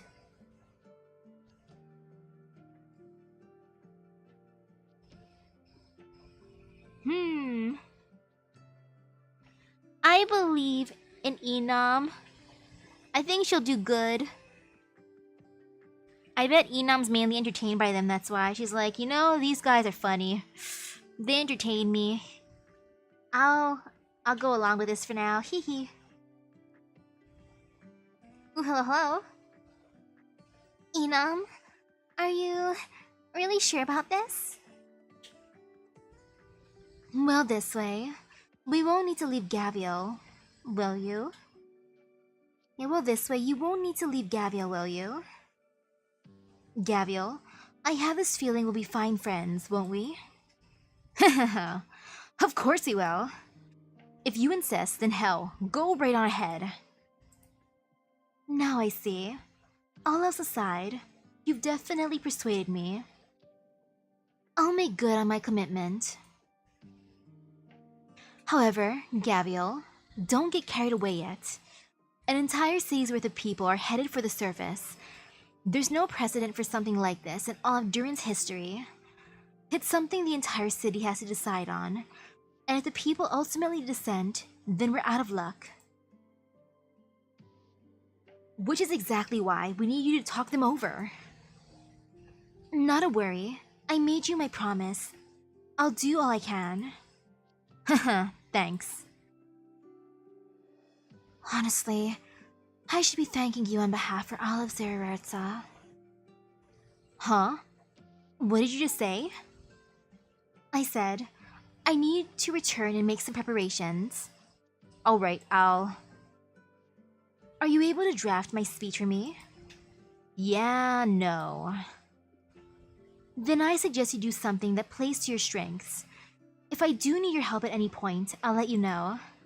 Gotcha. Alright, Inam. We've gotta get you and Zumama back to the surface stat. Evac the elderly and children to someplace around Akahuala. Next, task force with the working adults to enlarge the lifts, right? You've got it. No problem. What about me, Gaviel? You stay by my side, Tomimi. Abdoya's good on assistance, so let's go see if we can help Master Edge out with anything. Alright, excuse us. Come to think of it, Zumama. I know this isn't too realistic, but I'm supposing we can't return the way you and Gaviel originally came. Yep, that's not quite happening. Then we'll need someone to show the way. The cave's network's considerably complex up above the network. I haven't forgotten as much for a single second. Stitch could work since he brought us down. Elysium too. He might even find the way better than Stitch did. No need. Seeing as we all still have time, you come with me. Huh? I'll be honest. Luck played an enormous part in Stitch emerging from such a complex network alive. And Elysium's helping Master Edge out, so let's let him be here. You mean, to say you know the way? The likelihood is, nobody in modern-day Zererza does. But you know the Durin adventurers, filled with the spirit of exploration, each time they finish a foray, they're always happy to record everything they've seen and heard in books, so they can share with their companions.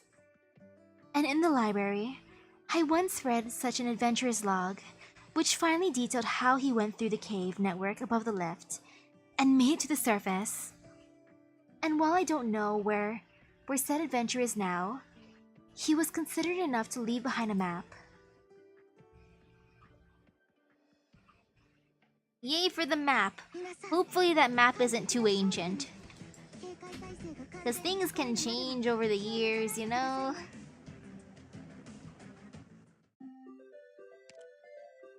Way of living? 3 exits and 3 entrances. Boo! I mean, yay! No fear, never fear. Yeah, no fear, ha ha ha. Time for some water for hydration.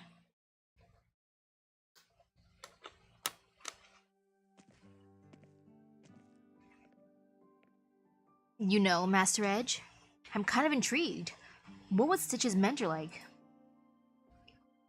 I just knew you had an ulterior motive for coming with me, you runt. You bother yourself with that Stitch boy an awful lot. Haha, you caught me red-handed. That's just the kind of guy I am, hoping for everyone to hit it off and make friends. Then you'd love his mentor. Finch Canvas was his name, most well-loved architectural designer in all of Zererza. His style might have been leagues apart from the Durin Vogue, but when he explained things, he always our hearts doing it. In his words, he'd what was it? Right. Throw off our ceaseless desires. His arguments were unique, relatively, but the Zererzans loved him. So why would someone like him leave? That's the mystery. Huh? He just up and went and never told anyone. That's Pretty weird for sure. As for the apprentice he left behind, we all recognize his talent, but, well, you've seen how he acts. Haha, I bet it's to do with how his teacher suddenly left. So we all reckon. Oh, you got some results? Let's take a look. Verdict? More or less how you predicted. We've got just under a month's time left. A month? Should be enough to enlarge the lifts then. Fancy meeting you here, Gaviel. Fancy me? Looks like you don't need me to pitch in anymore. This about does it for the survey. Did you win over Abdotya? Sure did. She said she'll help talk the Zeroritsons into it. Good. All that's left should be putting out the official citywide notice of the situation. It's not just deciding how you head to the service. We've got to settle this matter of the dome too. Huh? What's up with the dome? Oh, silly me. Nearly forgot you aren't Durans. Right, Calamity doesn't come for Duran cities so often. But it's a decent bet. A Duran has his city wrecked at least once in his life. It doesn't haunt us to leave the homes we grew up in. Contrarily, you see, we always make sure cities are in the best condition before we leave them. So they greet destruction in the finest they can be. Wow, that kicks ass. So you think? It's only natural for us. And no matter why that hole's been sitting in the dome all this time, we've got to do something about it now. Yeah, speaking of the dome, where's Stitch? Eh? Wasn't he with you? What? He said he was gonna find you guys. Gabriel? Do you need Stitch? You know where he went? I met him when he came in. He didn't say anything to me. He just went outside the cave. Huh?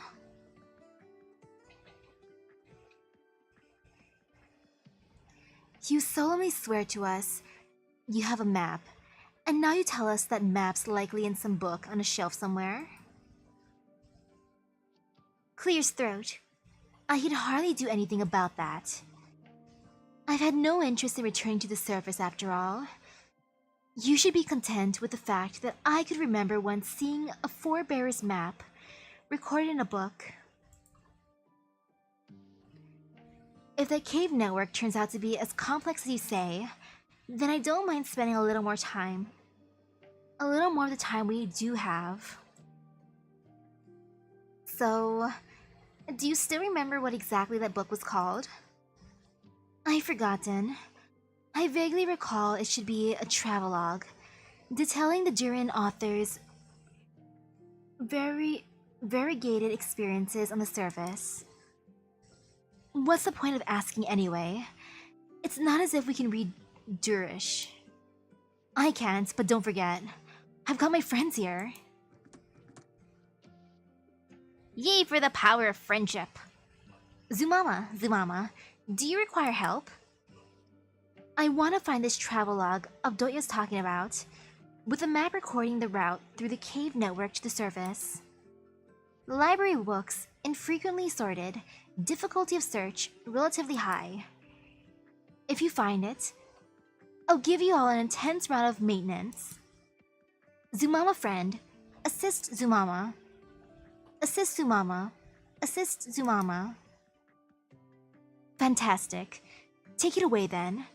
I'll be waiting outside. Remember to shout for me if something gives you trouble. Yep. Also, High Priest. Yes, I'm here. We haven't seen the High Priest in so long. Like, he was at the beginning, but then he never did show up again until just now. Really? Pitch in. What in the? A friend of mine. Shouldn't you have asked me first if I knew any Durish, Zumama? Is there any way you wouldn't? Oh, are you still miffed I never told you about all this business underground? You see, Zumama, if I regaled you about every last thing I knew, you could figure out how to construct an entire nomadic city and build it too before I finished. I personally believe the pursuit of knowledge has to rest at some point, though I'm not a person per se. Will you help me or not? If you'll pardon me once I find it. Deal.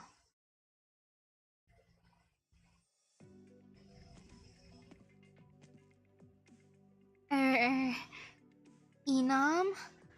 What are you standing at the library doors for? I'm waiting for someone. And you? The library caretaker called me over to discuss something about refurbishing the place. He's been wanting to, but never got around to it. Now's a good chance. I've been a little curious about that.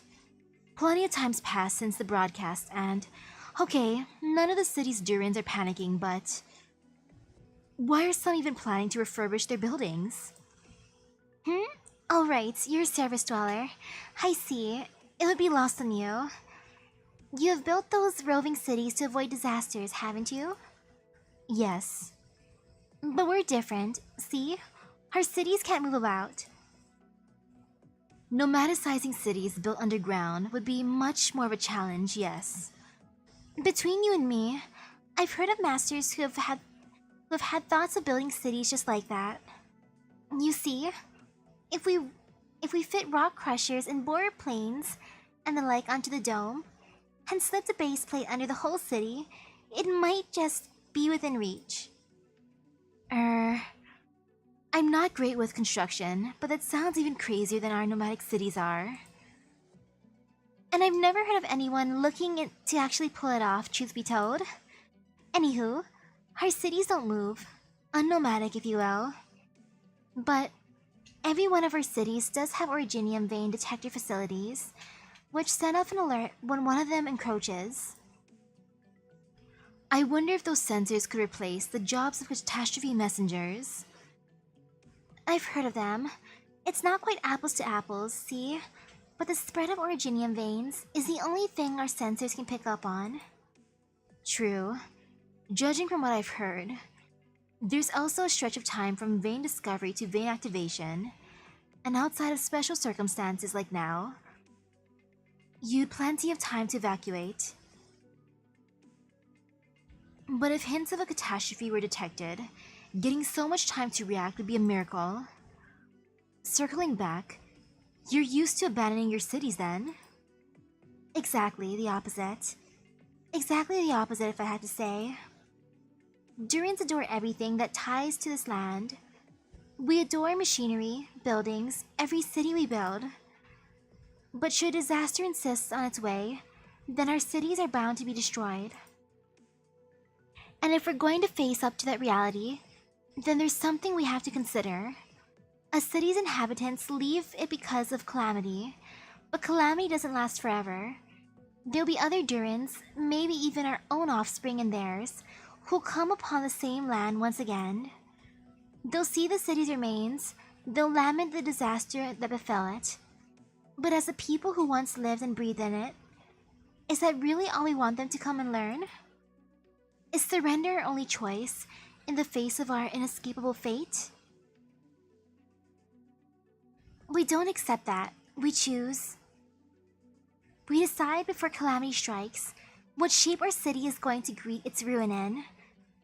We set out to make our progeny marvel at the fruits of our technology, to make them gasp at the traces we left behind, to make them toast with their finest tipple to all of our achievements.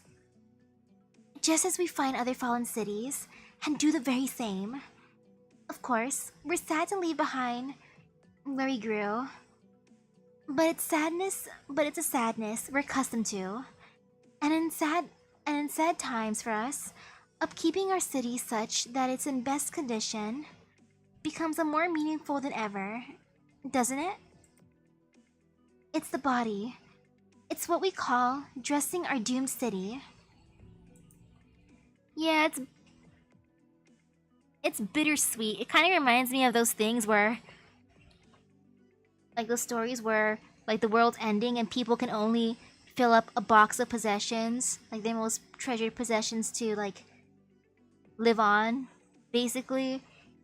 It's kind of like that, but on a bigger scale than just a tiny box. It's such a romantic notion.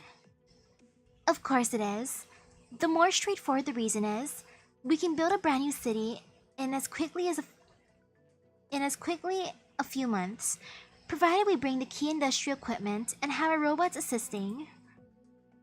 We never have the resources to spare for this otherwise. Haha, yes, good point. Is that Stitch over there?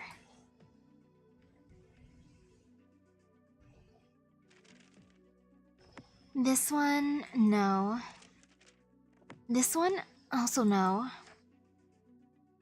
This one, what's this doing here? I'll take you with me later. This book? It's a Kashmir Shen light novel. Is it yours? Alright, you can at least tell what that one is. It slipped my mind. I suppose it is. I brought it from the surface. About that, how exactly did a lone Ursus like you wander all the way from Ursus to a Duran city? My family all died in a noble conflict that had absolutely no honor to speak of, and I was forced to flee from my home. Assassins trailed me throughout my escape until I eventually fled into a cavern. Its structure was as complex as the one above the lift here, and I happened to find such a lift that led underground.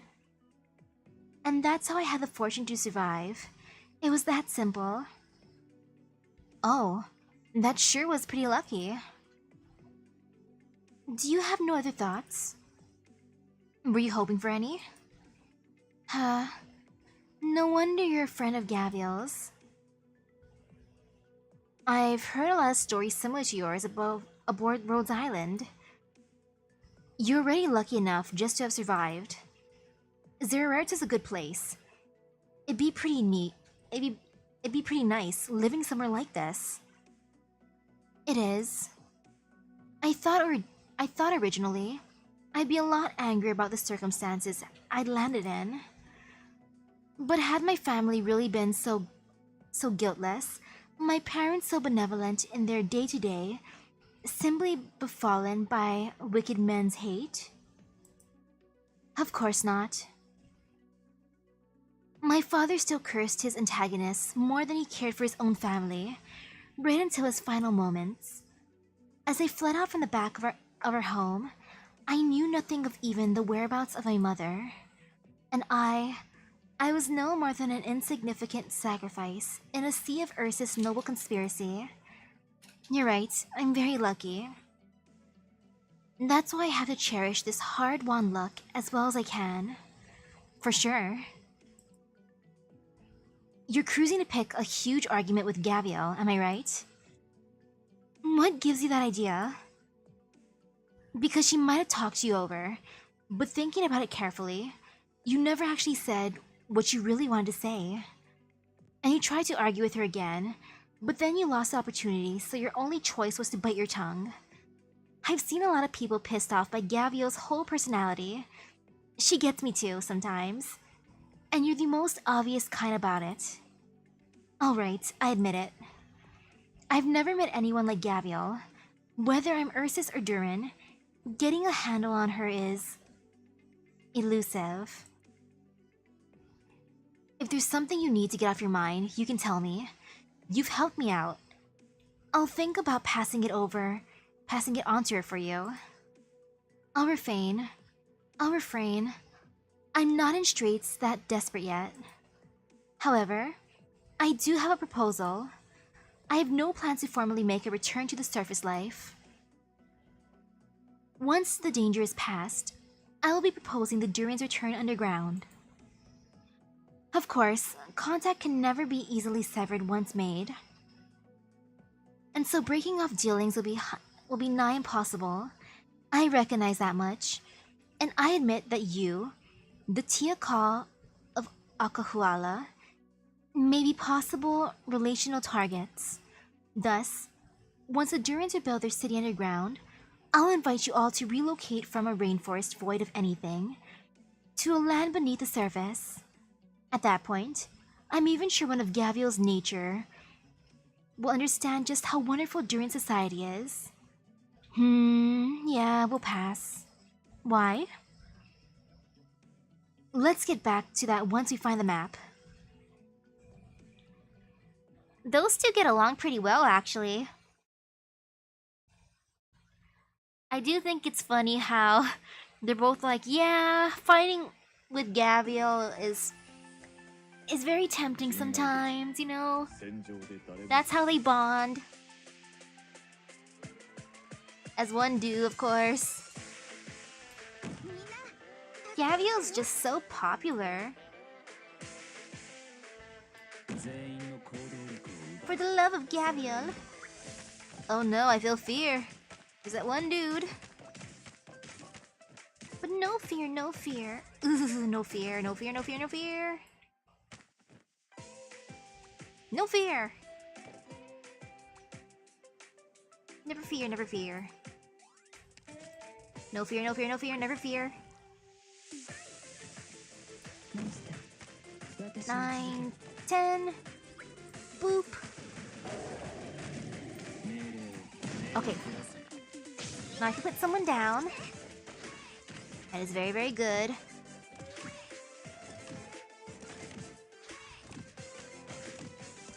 Good job, monster. Do a thing.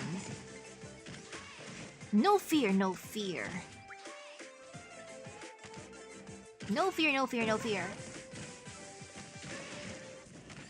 Phew.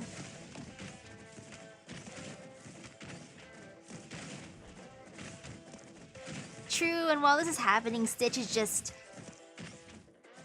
being sad by himself. Understandable, Stitch.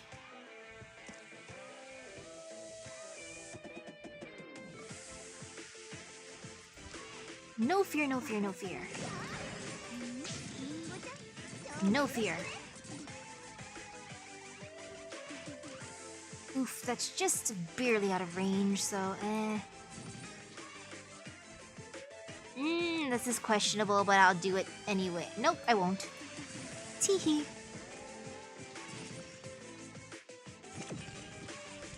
Let's see. Actually, this is fine.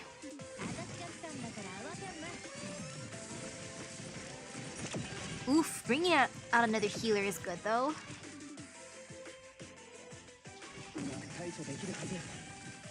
At least right there. I'm sorry, Neon, you're gonna suffer a bit.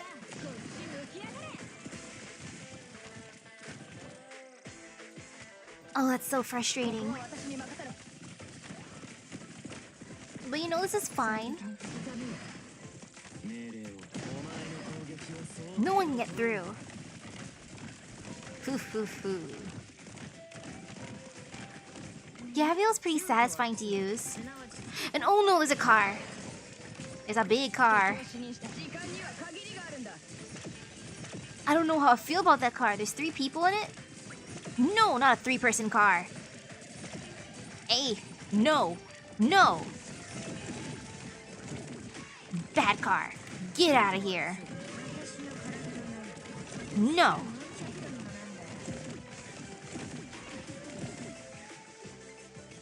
Stop it, car. Why have to go that way? Eee. Car, can you not? Well, good thing I have defenders here to defend against those cars. And great job, Susie.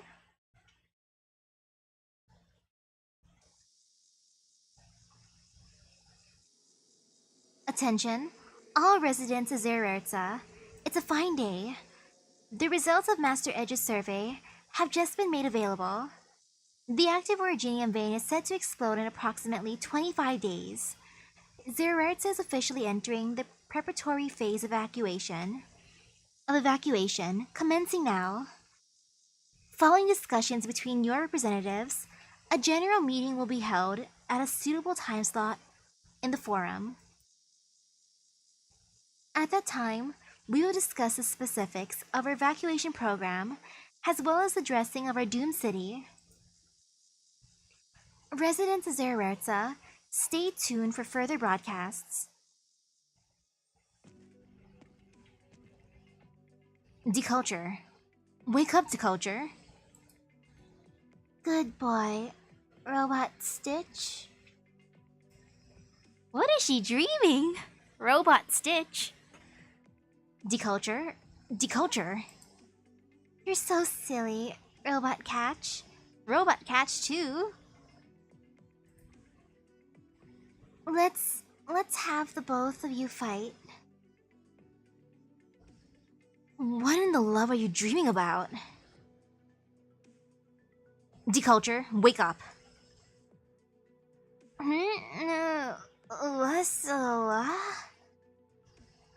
You know, I'd like to ask you why you're taking a nap in Stitch's garden again. Because it's so peaceful here. You must have missed the broadcast as well, seeing how cold you were out. Did something happen?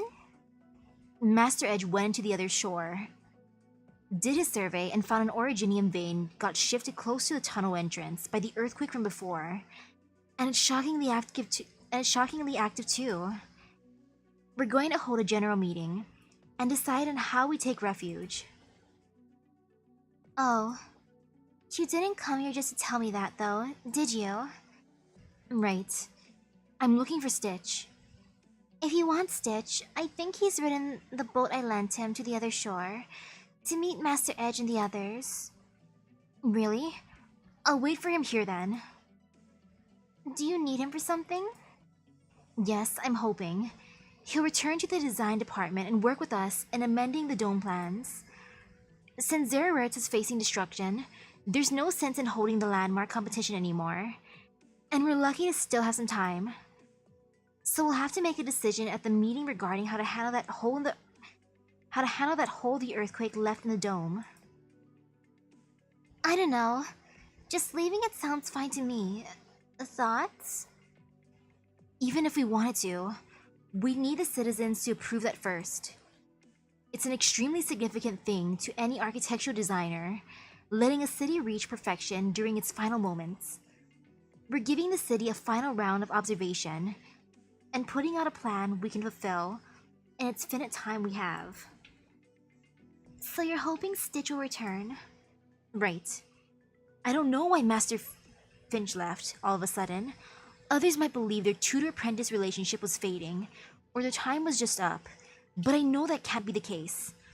As a former assistant to Master Finch, I know more than anyone that despite his personal utter lack of inhibition, he cared very much for Stitch, from the bottom of his heart. Stitch was like a son to him. So his departure has to have some inextricable link to Stitch. And as industrial representative, you've seen the state Stitch has fallen into since his teacher left. Stitch is just a perfectionist. That's what it's like to be a perfectionist. You can't be satisfied unless, what you do is perfect, really. So that's why Stitch probably feels like that. His planning proposals kept getting overruled, to the point he slowly stopped showing up at the design department, and I've been seeing it happen and wanting to help him somehow, but I've never been able to find a way. The dome was left to the city as the grandest work of Stitch's teacher, Master Finch. But do you think to Stitch, it might instead be a burden? Even so, you don't want him left with any regrets, right? Right. This is our last chance, Deculture. How very you. Stitch, are you there? Huh? What are you two doing here? Catch. So you and Deculture got something going on, huh? No, we don't. Wow, ice cold. Elysium, first thing. He's like, hey, you two going out, huh? Keep me out of your banter, Elysium. Master Edge. Miss Gavial, good work. I'm just napping here, and he's waiting for Stitch to come back. You're saying Stitch hasn't? No, you're saying Stitch hasn't? Didn't he bring you and your friends the equipment? And he made kind of a whole scene about it. But he vanished partway, and we don't know where he went. And here it turns out he's not home. Tomimi ran into the runt and said he looked pretty damn unhappy. Any ideas? I don't know. I might.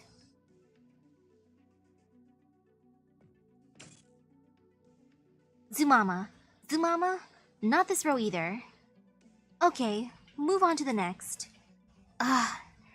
This is tiring me out a little. I can't believe we still haven't found it. Go on, take a break. About my earlier question, I'd still like to know why, Zumama. I can't imagine you've been blind to how fine life is among the Durins. There's no noble conspiracies, no scheming and jockeying, and even if there is, it's just plain adorable. Even as we're on the verge of calamity, the Durins have sufficient contingency plans in place, and they even have the leisure at the moment to consider how Zerertsa can greet its destruction in the best condition they can imagine. I'm not denying any of that, Avdoya. I think you're pretty on point. Durin life's not bad.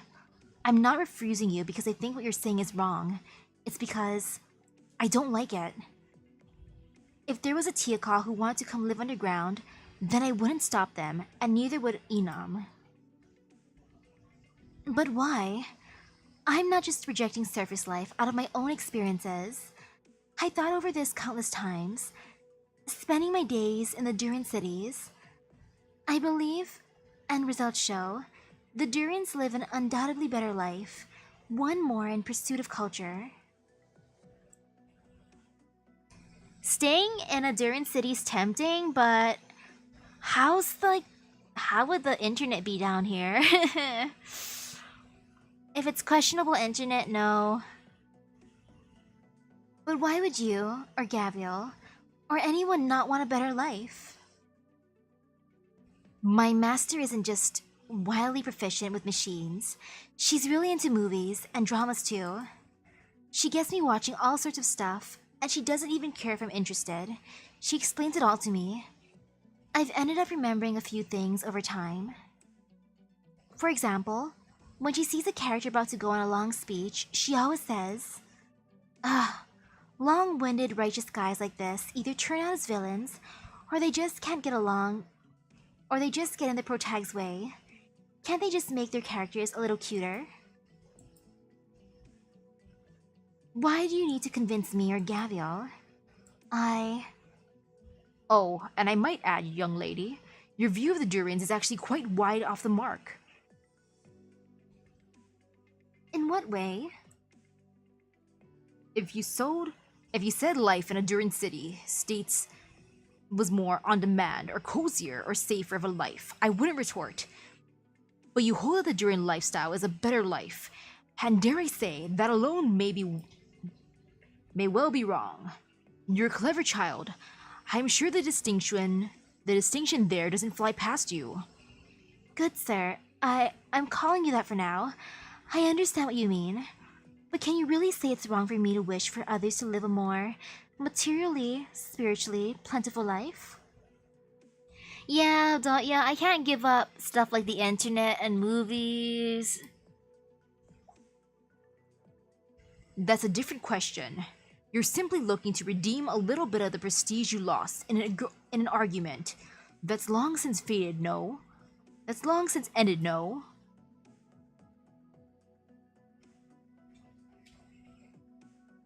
So basically, you think the pressure to Stitch's mind... so he chose to run? Exactly. And if so, my bet is he's gone to a hut by the lakeside. Catch really likes Stitch. He even knows where Stitch would be. Stitch, stop being a tsundere and accept Catch's friendship. Before he moved into this building, that was where he and his teacher lived together. Catch, you know what I want to say here, don't you? If we end up deciding to amend the dome design, and Stitch is still unwilling, then it's down to me, right? It's not just for the sake of dressing the city. From a realistic standpoint, reinforcing the dome will buy us more time to evacuate. Finch and I were good friends, and I couldn't make sense of him leaving without a word either. So I'd been wanting to look after his student as best I could. There's a boundary to everything. Miss Gaviel, can we trouble you to go find Stitch? Aw, Catch can't go after him because of that. Gaviel, do the thing. Be his emotional support doctor. And I feel like Dr. Kelsey's probably older than Mr. High Priest. You didn't need to ask. I was gonna. Tomimi volunteered to help the city people out with stuff. And having an empty plate bugged me. I think him and I have a little debt to settle at this point too. Then I'll leave it to you. Where's the hut? Just on the lakeside, similar style to this building, very unique. You'll see it the moment you get there. You got it. Catch, aren't you gonna go? I don't know how I should face Stitch under these circumstances. But you're worried sick for him, aren't you? Ever since Master Finch vanished, I've been wanting to help him. But I just don't know how. Come on. Do I diagnose you with too nice, or way too nice? Nah, I guess you Durans do give me that kind of vibe on the whole. Eh? For reasons I don't know either, Stitch actually has kind of an inferiority thing. With his type of personality, you greet him with what you think is an equal approach, but to him, it actually comes off like a sort of pressure from on high. Because for him, it takes everything he's got just to pretend he's on the same level as you guys. You can't just invest some sincerity and expect results when it comes to communicating. So what should I do? Well, alright. You treat me like a brother in times like these. I'll teach you a thing or two about how brothers should. It's actually really simple. You don't say anything like, I want a fair competition with you. And you don't say to him, you've got a choice. Yeah, of course. Stitch does have a big inferiority complex, plus he's a perfectionist. That basically comes hand in hand. Unfortunately. You seal off his escape route, and you tell him, you've got no choice. But I'll be right there with you, and we'll do our best. A man who spends too long shut in his own self-made space tends to need a little prodding from time to time. Misty culture, what do you say? Why ask me? I'm just making some of my own guesses here, but you clearly know him better than anyone. Stitch does have a sort of inferiority complex. He might just be right. He doesn't need tender comfort. He needs someone to really yank him out. Won't that hurt him? It will. And it's not guaranteed to turn out pretty. But if this is his last chance, as you say, then you ask yourself too, do you just want to get along better with him, or do you want him to make his way out, even if it makes your relationship worse? I'll give it a try. Aww. Catch is really trying so hard for Stitch. Come on, Stitch. Catch really wants to be your best bro. Then I think you ought to speed it up. Or we get Gaviel's fist instead. And those sure don't settle for it. Yank him out. Haha. I'll get going now then.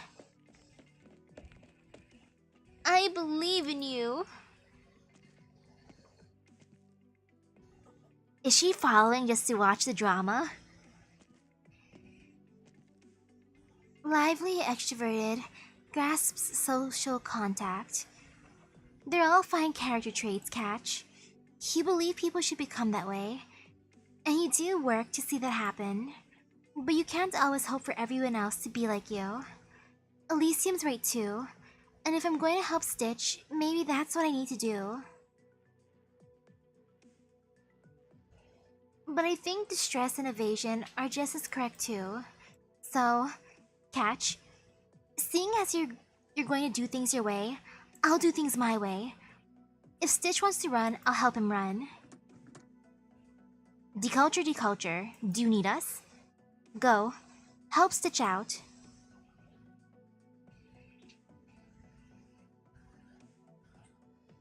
I mean, she is on Stitch's side, so understandable.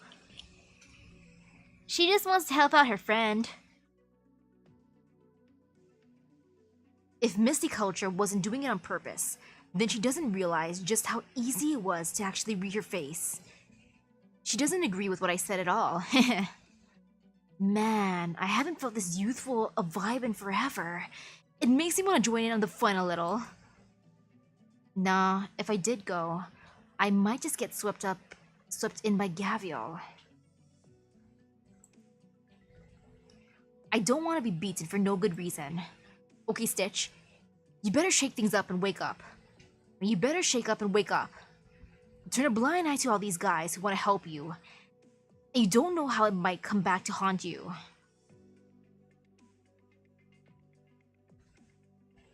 I don't understand. You people clearly aren't as unreasonable as Gavial. Why do you insist so much on indulging her? I ask you, do you not look at Gavial and feel that we need someone like her? Enam, weren't you waiting outside? You spent so long in here, I thought you were up to something. Avdotya, you and I happen to be similar in ways.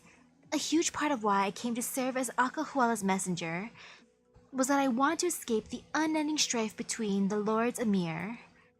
Akahuala has nothing to speak of, but life here is extremely comfortable. I'm a big fan of this land. And so, if we're raising worries, then I'm more worried about you. Then I'm more worried than you about the Durans showing up causing issues. Then why are you still? Gavial's been gone from Akahuala for so many years and hasn't changed one bit. As if nothing, anywhere, across all the four corners could make her surrender. When I see Gavial, I think to myself, ah, so people like that, like you, still exist. I can't help but want to help her. It's that simple. Before I left Akahuala with Gavial, I was completely ignorant. I've seen so many things with Rhodes Island, but I've slowly realized that what I'm really learning isn't just knowledge. There's so much across the world that I've never thought of, that at the same time, is exactly how you should expect. I'm sure Gavial's seen plenty where she's just as powerless too. My dream is to build the mightiest machine in any land. But truth is, I still haven't figured out what I should use it for when I'm done. Still, seeing Gavial, I've gradually gotten some sort of idea. The machines I make will be used to help her. There'll come a day when Gavial's fists meet a wall they can't break through. But that's not a problem with her. She's flesh and blood too, after all. And just like I've done here and now, I'll give her the greatest weapon. If fists won't do it, then I'll make an axe. Then take an axe. If an axe won't do it, then take a hammer. If a hammer won't do it, then take a drill.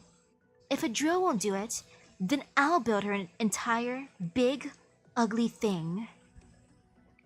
But if a big ugly won't do it, then I'll build her a nomadic city, and whatever she wants to do with that, she will. You really trust her that much? I do, because Gavial stands for Akahuala better than anyone or everything ever could. She's the backbone of us, and in the future, should be the backbone of even more. And it's in our power, our own power, to make sure Gavial's fists are unhindered for eternity. Of course, realistically, I'm just as worried what leaving Akahual to her purview will result in. But Gavial's temperament, giving her authority, might discomfort the powers more than it will her. So if she really was going to serve as Lord Amir, I was planning to thoroughly groom her for it, for a stretch. It probably wouldn't have done anything. Haha, I think so too. But even I never pictured I'd be willing to go so far for her. Your experiences have taught you to doubt people like Gavial from the start. I don't deny that. So maybe you can try to start by believing in her. I'll give it an attempt. So, the map? I forgot. Oh, I see you left it to this old codger and these bots to actually conscientiously search. Boy, you were all tied up in arguing in Gavial's favor. And I only just realized this shelf has absolutely nothing to do with travel records. So I went to the other side and took a look, and I found it straight away. I think it's this we want? Yes. Oh, I was hoping the robots would find it first. So then that way Zumama would give them the maintenance they deserve. Avdotya, dummy. Avdotya. Fine, I know I was wrong. I'm sorry. Is that enough? Avdotya. Brilliant, you're still here. Master Edge sent a message a moment ago. He's proposing we hold that general meeting in the forum now. And the other representatives are all in favor. Now we need your view. Thank you, Zumama. Though I still don't entirely accept it, perhaps, I can indeed give it an attempt. Alright. Croak, tell Master Edge. I have no objections, and moreover, I'll be there to persuade all the residents of Zererza.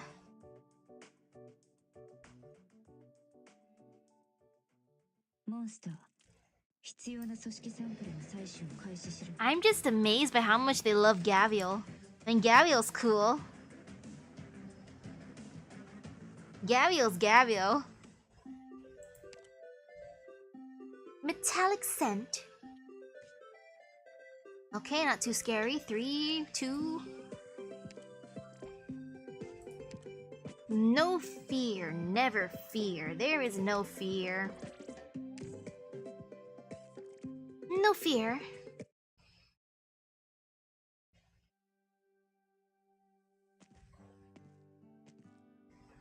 Ahem. Citizens of Zererza, I am your environment and climate representative, Edge Earthart. We are here today to discuss the future of Zererza. The survey results are back, and the representatives have discussed a few possible solutions. We will make our choice from these options today. We also hope to come up with an answer for how the city will move forward. However, today's meeting will be officiated by Avdotya.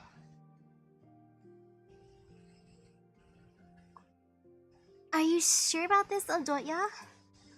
Sure, you lived in Zererza for quite a while, and the people in town know you. But this is the first time you'll be standing before everyone, right? Yes. Alright, you're up, Avdotya. I might take some time, Master Edge. Is that okay? Don't worry.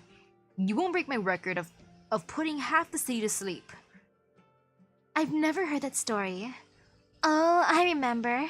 Master Earthheart went into a long discourse about geology. He went on and on till the sun went down and only stopped when he wore himself out.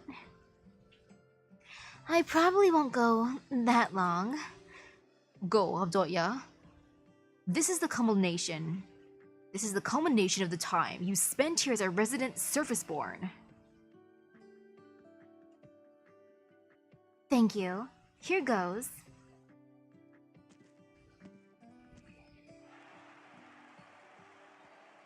It's Avdotya. Avdotya, I'm with you no matter what you say. Why don't my speeches get the same reception? It's not just your record-breaking speech. All the other meetings you officiate last for ages. I know you're always the first to fall asleep. Not today. Avdoya looks different this time. What does she have on her mind? Like, this event is generally so peaceful. Really, the only fighting, or the main fighting that went on was a drunken, fight. That, was it whiskey versus mead or something like that? Something like that. Fantastic. I respect Master Edge's knowledge, but his meetings are torturous. Avdoya's voice is beautiful. It's as beautiful as she is. I could listen to her all day. Greetings, citizens of Zererza. I am Avdoya, literature representative. Today, I officiate over this meeting that will determine Zererza's future. We have discussed with Master Edge and believe that there are 3 practical plans to carry out Zererza's evacuation. Before discussing the plans, however, there's something else I want to talk about. It's about my past. Not the past of Avdoya, Razorpen, but the past of Avdoya, Nikolayevna Ivanova. When I first came to live among the Durans, I created many stories and shared mine with many people. This, however, I've never told anyone. I want to share with you all today. I was born to a noble family in Ursus. Avdoya thought she would struggle to find words, but she found her memories pouring out as soon as she opened her mouth. It was not that she did not know what to say, it was that she had too much to say and did not know where to start. The Durans do not know what it means for her, but she does. This is the first time she's looked back on her past since coming to the Durans. She thought time would let the past fade, let her forget what she was once a woman. Forget that she was once a woman of Ursus. Now, though, she realizes that the past never truly goes away. But meeting Gavio and the people she brought with her helps her realize that is not so bad. The past pulls her down bit by bit, along with the Durans listening to her story, but she no longer feels pain from it, and thus, neither do the Durans.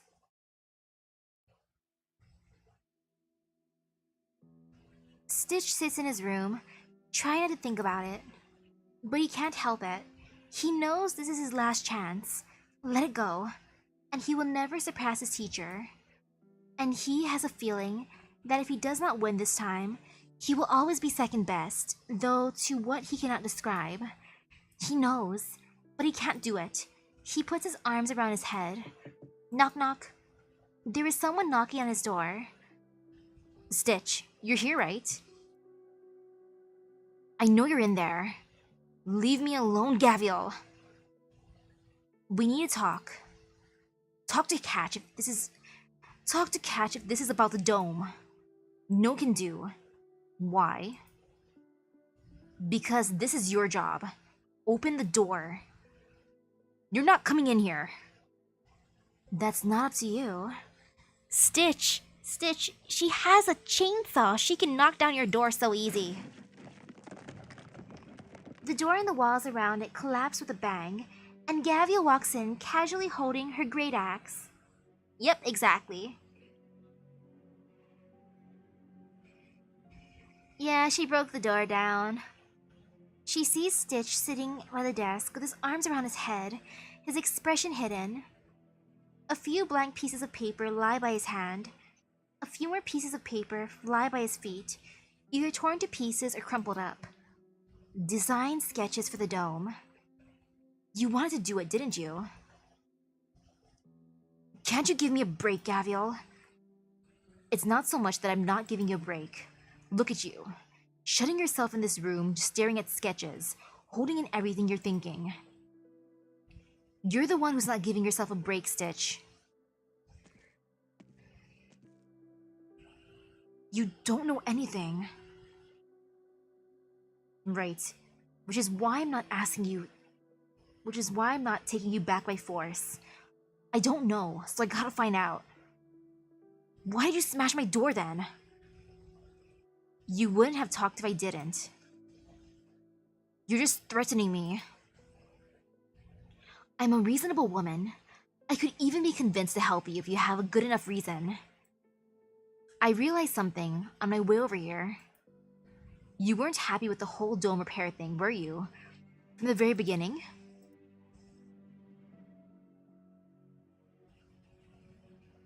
Life on the surface can be so colorful. I've never heard of Doya talk about it. Right, Master Edge? Huh? It's nothing. Rare to see you drift off like this, though. What's the matter? I was thinking about Stitch. Stitch? Aren't Gavial and Catch looking for him? Ought to be fine, right? The question isn't fine or not. Seeing him today made me realize I may have pushed him too hard without realizing. You're talking about the dome repair? Yes, of course, I was in agreement about not repairing the dome. But I was also anxious about the broken survey equipment. You know how Stitch has been since his teacher went missing. He submitted a series of proposals for the dome that got rejected. At some point, he stopped coming to design meetings, shuttering up in his room. I thought I could push him a little. If he could come up with a new plan to repair the dome, it would be an opportunity to bring it up. I could help him. He ended up going up to get surface dwellers to fix the railway. Yeah, I didn't expect him to go this far to avoid fixing the dome. So I thought, forget it. The originium vein takes priority. If he's so reluctant to repair it, just let it be. There will be more chances in the future. Little did I know, there would be no more chances. This isn't your fault. If anything, it's Stitch's for running away. But if this dome is so important to him, he'll regret it for the rest of his life if he doesn't seize the opportunity.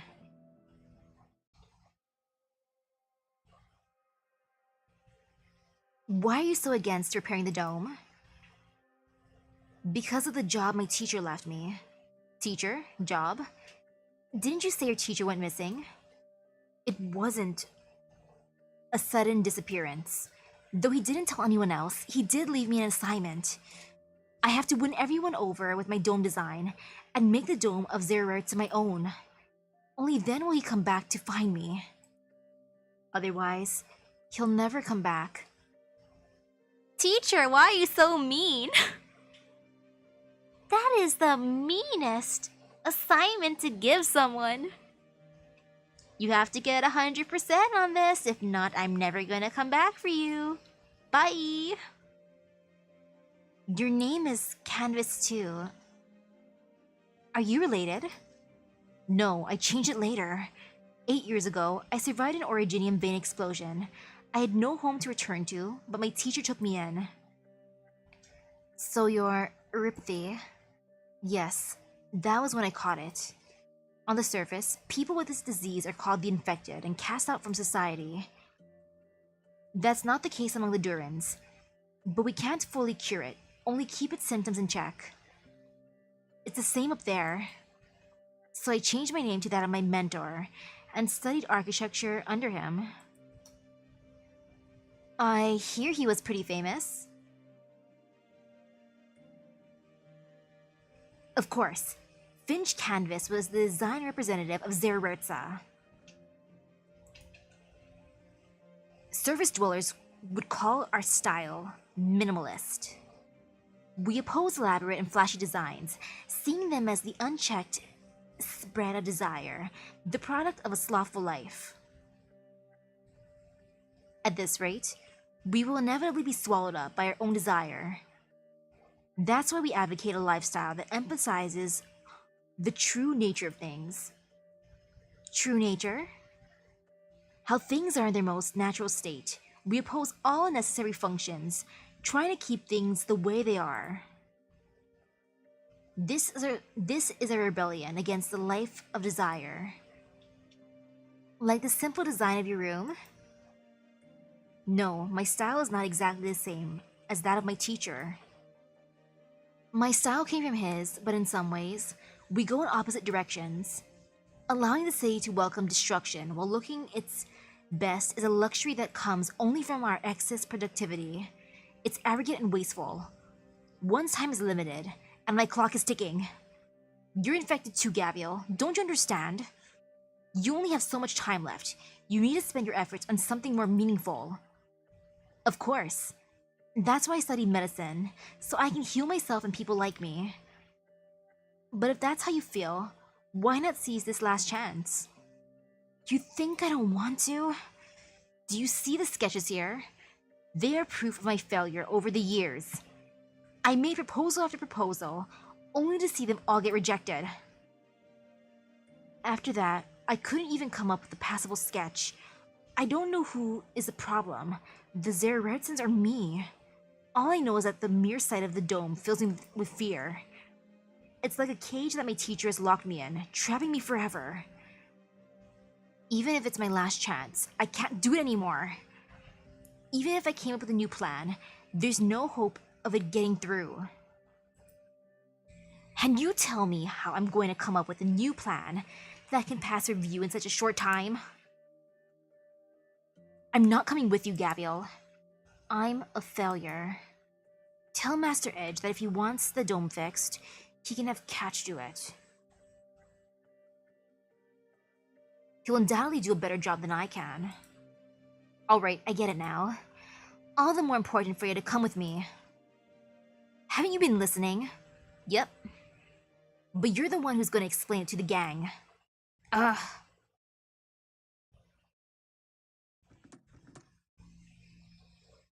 Like, honestly, Stitch does have a friend, though. He doesn't consider Catch a friend, but I'm pretty sure he considers, you know, the one who always sleeps in his garden, who's sending machines to help him. Probably as his one friend that he thinks of as actually being a friend.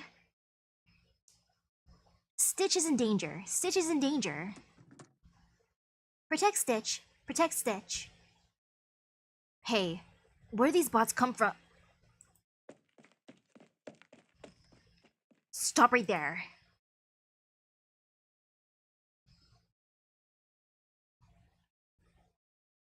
Man, if I was in Gabriel's shoes, I'd be so mean. I wouldn't even comfort him. I'd be like, fine then, punk. Do what you want. Humph. You gonna be that way? Fine then, be that way.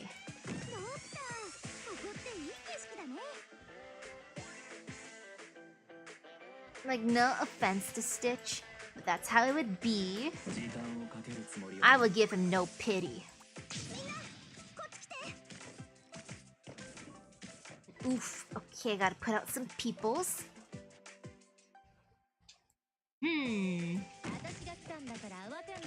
Wait, boss? Is there a boss here? Is this the boss stage? If it is, uh-oh. No fear. Never fear. No fear, no fear, no fear. No fear, never fear. No fear. Okay, one more stage left. Good. I mean, oh no, yeah. Mixed feelings.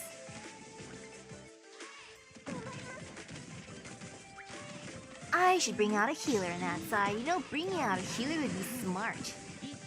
Imagine being smart enough to do that. Could never be me. Sobs. Let's see, like that maybe? I'm sorry, Susie. I didn't put up a healer fast enough for you. I'm so sorry.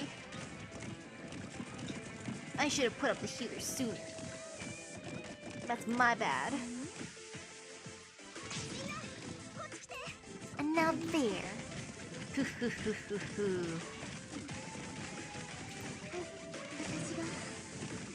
I'll try to wreck the boss as soon as possible. As one do.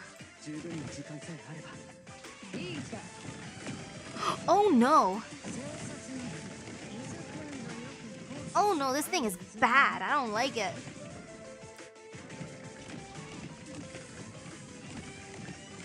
you, that wasn't horrible. And I'm not gonna even use her skill. I'm just gonna place people down because I feel fear. I mean, no fear, never feel fear. There is no fear. Sobs.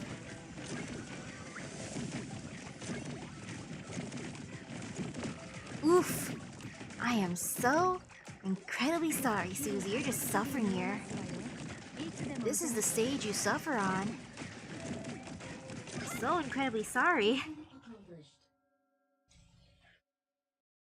Hey, no one got through.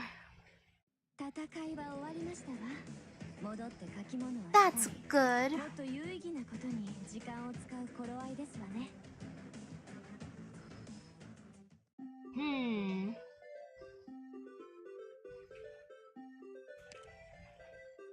Above the dome. Oh no, there's gonna be drones here. Uh-oh. But yeah, if I saw Stitch acting all pouty and talking like that, I'd probably like flick his forehead and be like, "Hey punk. Fine then, be like that. Himph." Cause that's what I do at home. If someone's looking pouty, like, yo, what's the matter? Well, okay, if you're gonna be like that, flicks forehead, heh. As terrible as it sounds, that is the Misaki way.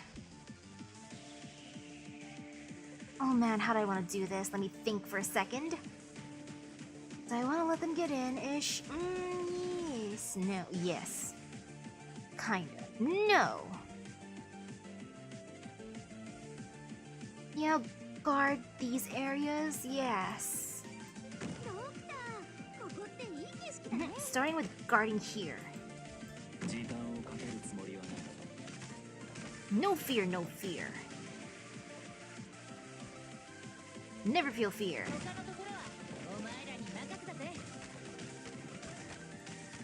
Gotta deploy people as soon as I can. That's how I feel about this anyways. Oh no, the boss is the drone. Ugh.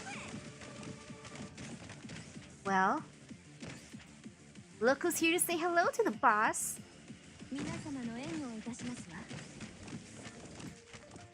No fear.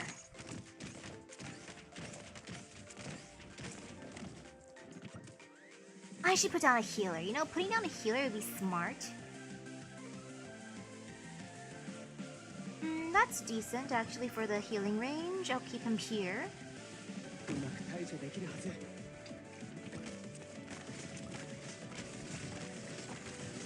Oh no. Oh wait, never mind. That wasn't too bad. Oh, that hurts. Oh no, that really, really hurts. No, no, no, no, no, no, no. No. No. That is so bad. No, stop it. Sheesh. No, no, no, no, no. Well, I do not like that boss. This is disaster.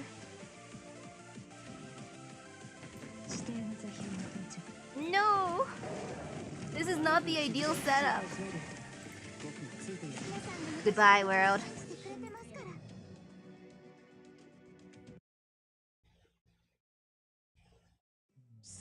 I will keep Silver Ash facing that drone. You know, Silver Ash can be the focus on the drone. That is terrible. I do not appreciate that drone. That drone gives me fear.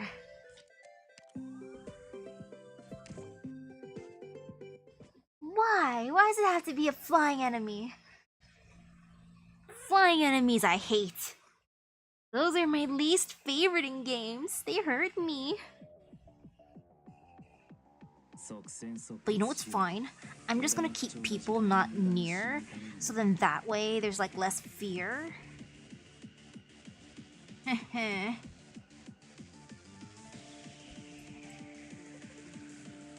I don't want to let them get too close. I'm just gonna to make sure they can't even get that close to me. And then I'll start putting people up there. Cause yeah, I feel fear.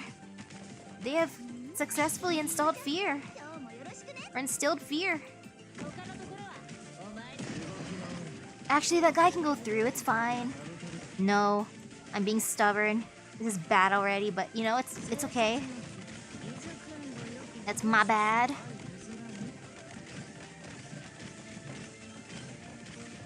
My bad for not setting it up properly. But whatever.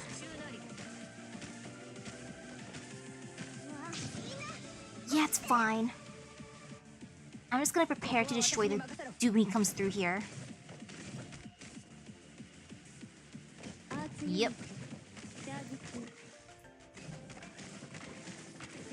It's completely fine-ish. Kinda sorta not really. Keyword is ish. Oh no, he's here.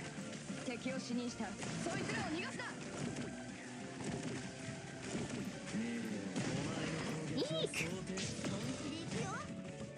Never mind, that went poof. Everything went bad. That was not according to plan. Everyone, please live.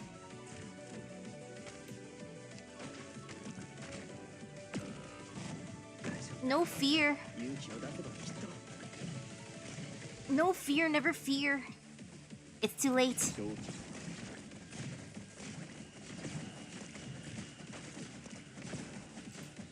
Never feel fear. No fear, no fear.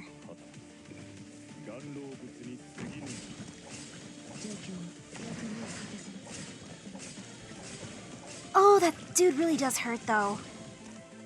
Ow. I believe in you, Susie. Get him.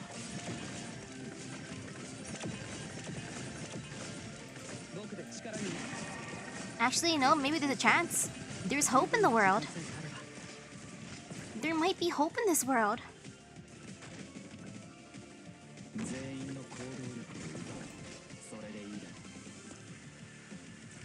Even with the need of arts, it's still hopeful.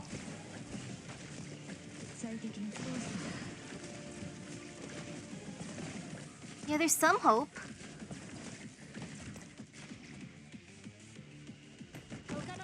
Oof.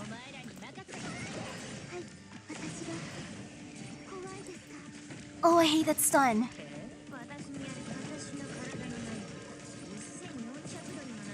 Gabriel, can you hit it? Gabriel, I wish you could just hit it. I'm just gonna use her skill because rage.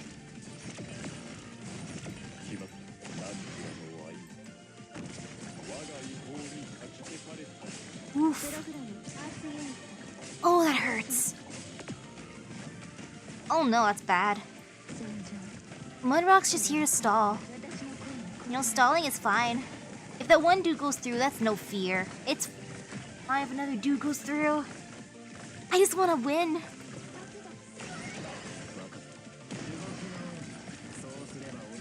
The drone's literally the last one left. Amiya! Golden Glow, get him! Wait, what? What are you doing here? Wait, did he take his drone to escape? Gabriel, bonk him.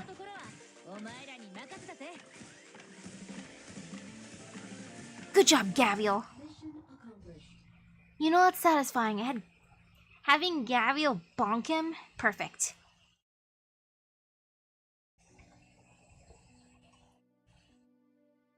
And now that you mention it, this is starting to ring a bell. A few years ago, I participated in a couple dome design contests with him and Catch. Master Finch had just left not too long before that, and our rising new stars both wanted to prove themselves with their dome renovation plans. Catch was an incessant one at the meetings. He kept selling his ideas and the advantages of his design. Oops, I did not mean to put auto. As for Stitch, All he ever did was lay his designs on the table before standing aside. It seemed kind of like he would rather we see his ideas for ourselves instead of wasting his energy to explain them.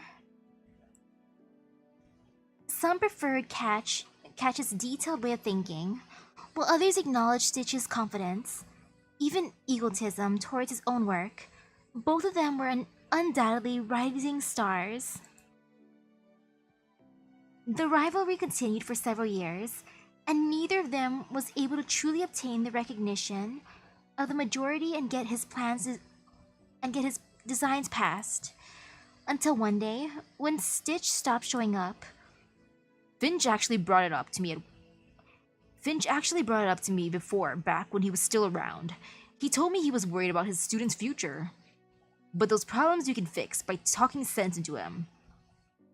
He has to think things through himself and set his ego aside. Only then will he hear another opinion. Otherwise, forget Catch. Not even someone as strong as Gavial could do anything about him. Not even if Gavial really wanted to help him from the bottom of her heart? If there was a way around it, Finch would have tried it a long time ago. But who knows? Catch and Gavial couldn't be more different, personality-wise. If the two of them tried to help him together, a miracle might just happen. Yeah, they can make him feel fear. Gavial will threaten to punch him, so then he'll run to Catch's side, like, Catch, maybe you aren't so bad. Gavial's scary. I mean, that's totally not it. These are Zumama's friends. It's such a pain when I can't just wreck them. You okay? Okay, you guys know Zumama, right? I'm her friend. Zumama, confirming identity. Zumama's friend, Gavial. Zumama told us we can't hurt Gavial. We won't hurt Gavial. What? Haha, I saw you guys chumming together and thought you were really hitting it off. Didn't expect mentioning her name would actually do anything. Gah! Help me surround him, won't you? We cannot allow Zererta citizens come to harm. Relax, I'm just taking him where he should be. Understood. We trust Gavial. We will help Gavial. Out of my way. Stitch Canvas, I've got something to ask of you. I have nothing more to say to you. You've said plenty, but in the end, do you hate the people of Zererta? No, you don't have to answer. If you hated them, then you should have stayed on the surface. After you made it there, you could have hid the danger your tribe is facing. But you told us anyway. You didn't want to fix the dome, but you couldn't give this place up. That's why you brought Tomimi and Inam down here. Yeah, so what? I'm just curious. Have you ever talked to the ones who voted against you and asked them why they didn't like your proposal? No, I haven't. Yeah, I thought so. Just like you definitely haven't ever told anyone the stuff you just said. I mean, honestly, I can't understand that. Like, for my projects at school that I don't get, like, full marks on, I don't like reading the reviews too much. The notes on why I didn't do that good. It's like, what did you not like about my project? I don't want to read your comments. Slightly anyways, but I do read them depending on the class, and I'm like, erg, it hurts to read it, but I will read it. Yeah, I thought so. Just like you definitely haven't ever told anyone the stuff you just said. And actually, you still haven't told me how you truly feel. I know, some things are difficult to bring up. I have lots of patients who would rather die than open up. They don't want to make trouble for people. They don't think anyone understands them, or they're just too stubborn to actually say it. You name it, I've seen it. But whatever the deal is, if you keep it to yourself all the way to the day you die, no one's going to know. I'm not going to say you've done anything wrong, but I need to give it a shot. How I really feel? Not even I know how I really feel anymore. Then I've gotta at least... Hold up! Huh? Gaviel, wait please. Catch? What are you doing here? The forum is dead silent. All the Durans are attentively listening to Avdotia tell her story. Though her story starts off warm, it slowly deteriorates into something more sinister as it progresses. When the story gets going, the audience holds their collective breaths, only for Avdotia to explain how she survived, sending out a collective sigh of relief. But that's only where it starts. It's the beginning of her hardships and tribulations, and she goes through much more as she recounts the story.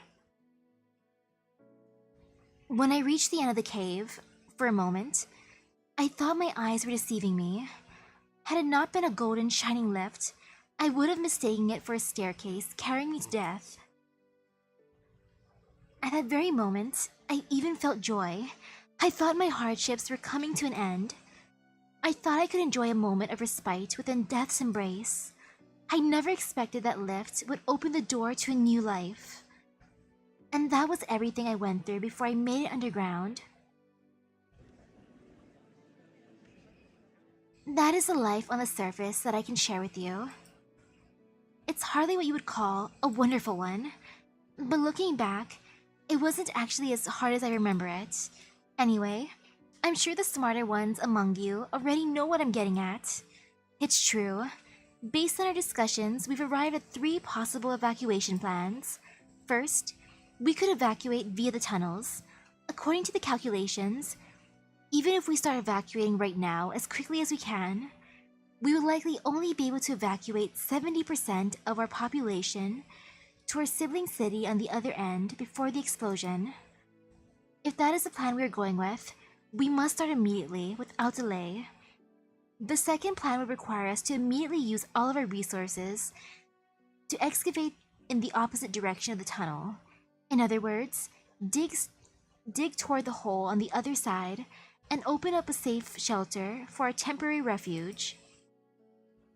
As it stands, this proposal gives us a higher survival rate than the previous one, but the tunnel is our only connection to the other cities. The disaster will destroy most of our facilities, and under those circumstances, let's not mention the issue of whether this newly excavated shelter will be able to hold everyone in the city.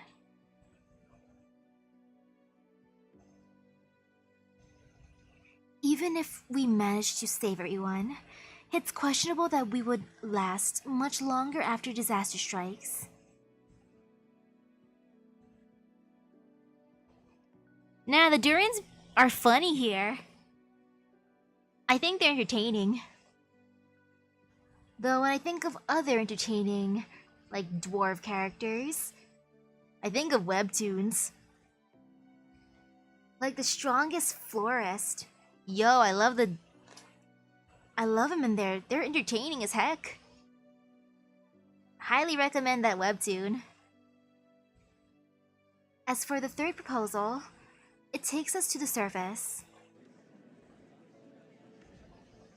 The industrial representative estimates that after a short extension, the lift will be able to take everyone in the city to the caves above the lift will be able to take everyone in the city to the caves above before the explosion happens. The guests who arrived not too long ago are from the lands directly above Zererza.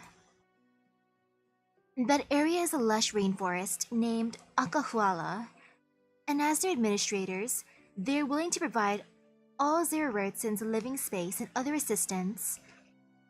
When the crisis is over, after we settle down, we can choose to return to this place or make other arrangements. So far, the third proposal carries the least risk and is the most likely to keep everyone alive.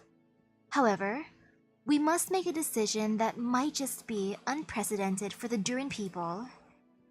We must head for the surface. That is also the reason why I told you my story. We will still have other options available, and I don't want to influence your decision. Allow my story to help you determine for yourselves.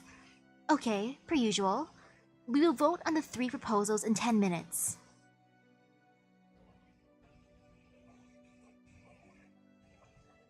I have something I need to talk to Stitch about. Alright. Stitch, Isn't it just perfect that you're in charge of the dome? You're the design representative and everyone loves you. With you in charge of the new dome design, everyone's going to be happy with the result. This rivalry we've had for all these years, you've won it fair and square.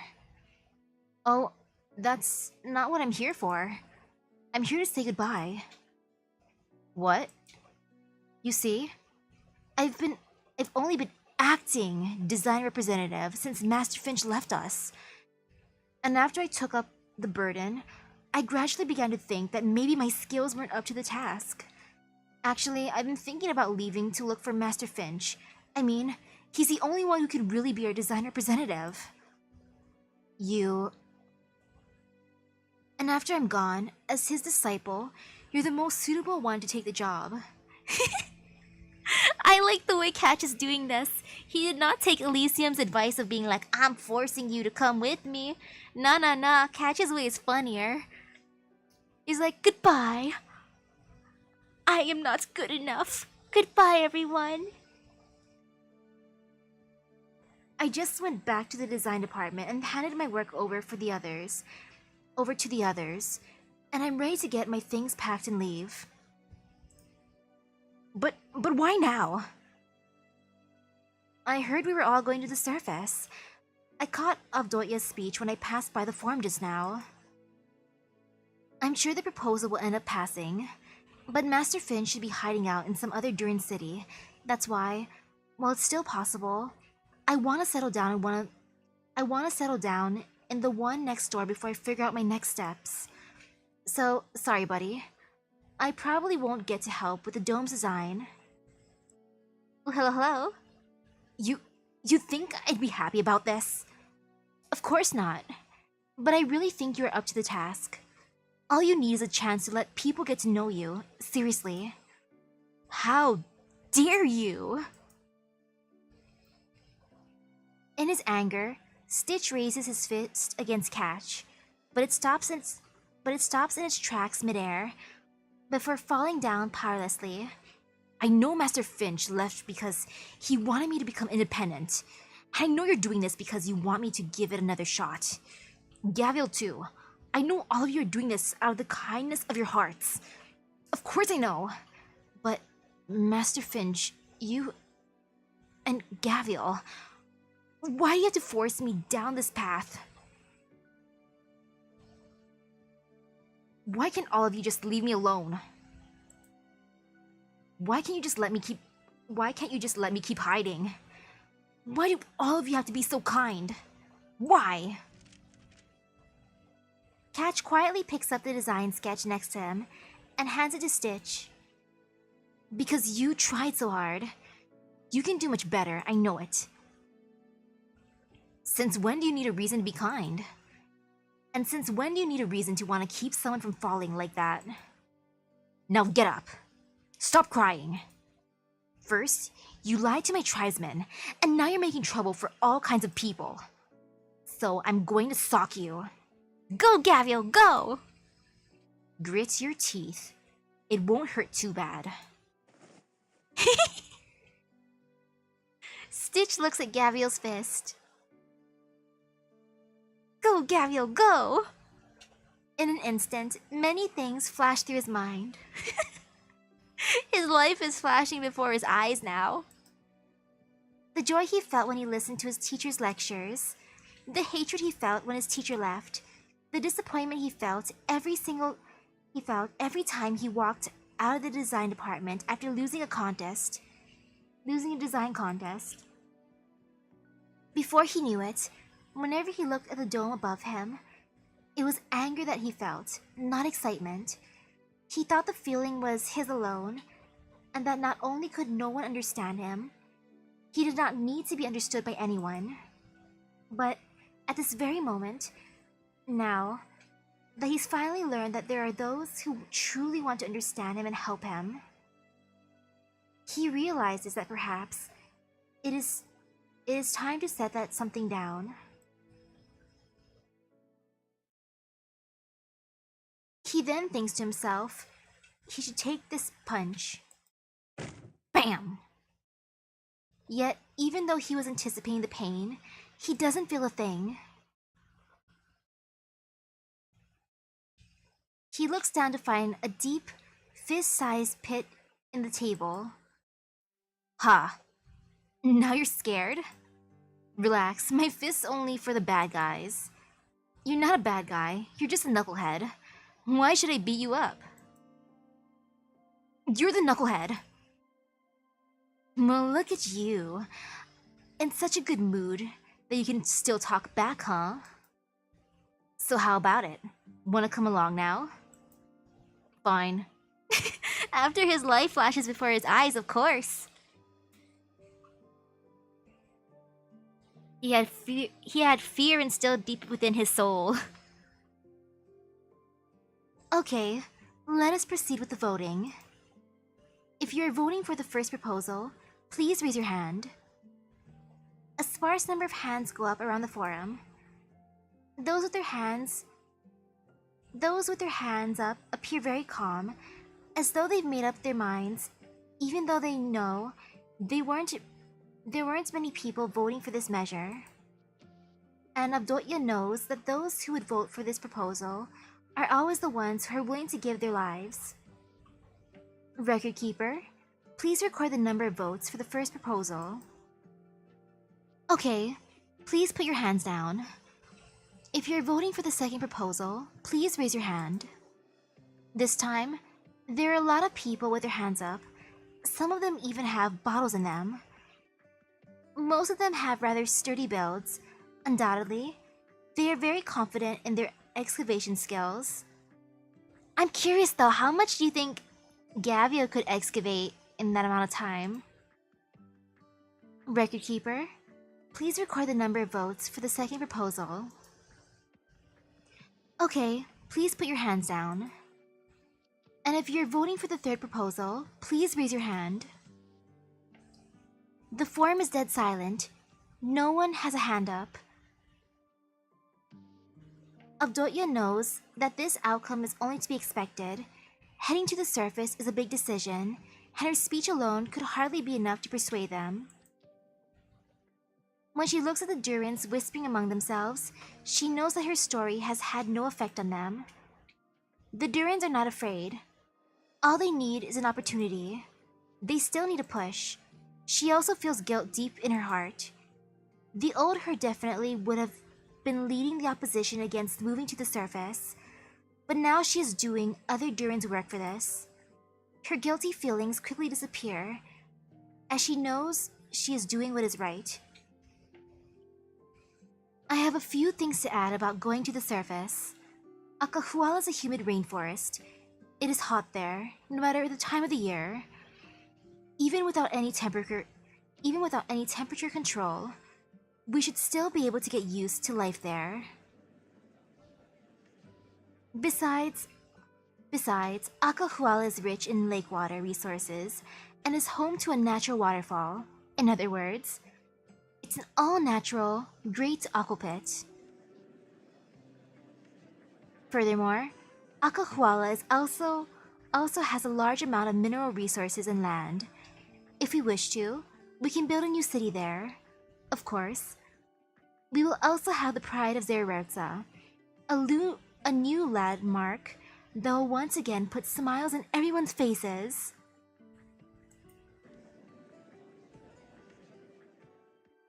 Though we will have to discuss this with Akahuala's leader before we can make a decision. Inam will agree to it. Gabriel? Hey, Avdotya. Look who I brought here. Who is it? It's Stitch. I see you guys are pretty much done with that discussion. So the dome repair is next, right? Guess I came at just the right time. You came at a terrible time. All right. I mean, I may not be much of a leader of Akahuala, but let me say this on her behalf. Akahuala welcomes you all. Get off the stage. Hey, I got more to say. No way. Aw, poor Gavial. It's true. Gavial and the surface dwellers are all interesting. I think Gavial's appearance is what's winning them over. You're like, Gavial. Yo, Gavial's a fun lady. If this is her home turf, yo, let's go there. That sounds fun. It's true, Gavial and the surface dwellers are all interesting. Word. Besides, not only are they kind, they're strong too. Making friends with them sounds like a fine idea.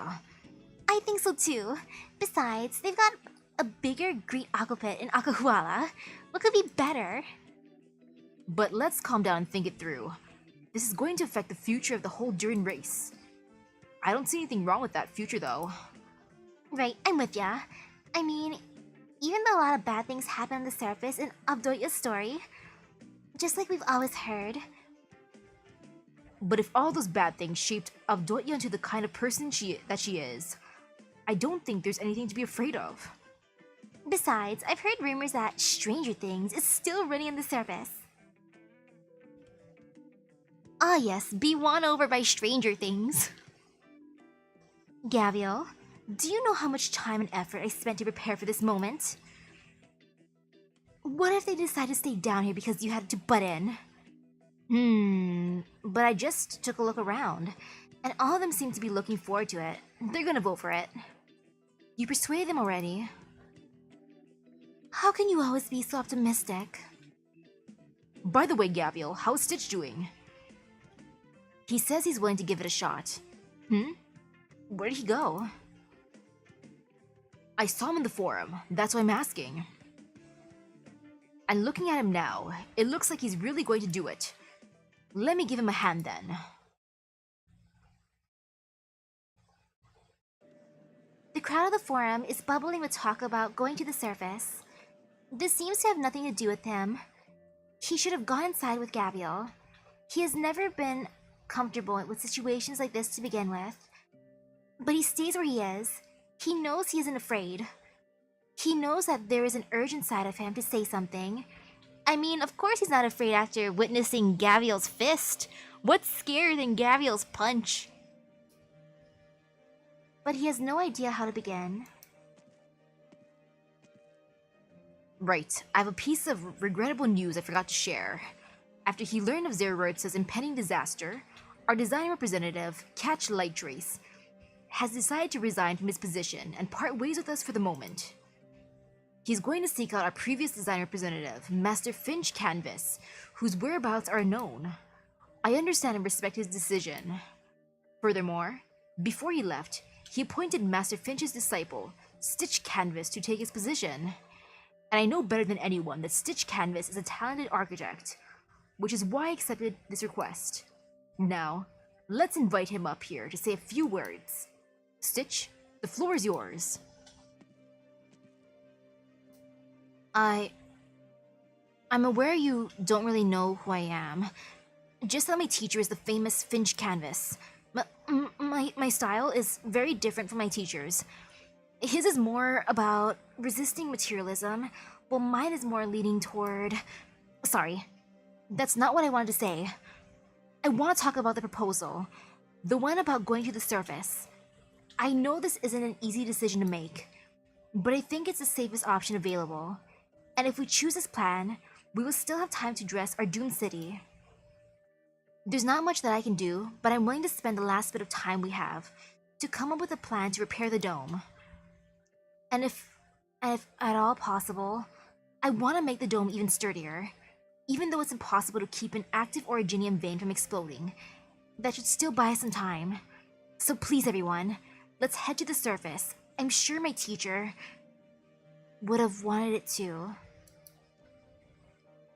The audience is silent. Master Edge, did I say something wrong? No, you did very well. Good kid. I knew you could do it. Very well then. Let's take the votes again for the third proposal. As though Stitch's speech has unified their opinions, the very next moment, the Durins start raising their hands one by one. All of them are chanting something different. Stitch is unable to make it out. But he can just barely hear some of them complimenting him. He notices that, on a platform high above in the distance, Catch is faintly waving to seemingly congratulate him. It feels as though an electric current suddenly surges through him. For the first time, he realizes just how exhilarating it feels to be acknowledged.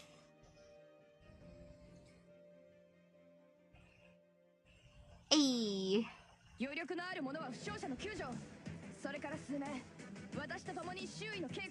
I mean, the part that they probably like the most from Stitch's speech is, like, what? We have more time to, you know, fix our city up before the great catastrophe? Let's do it!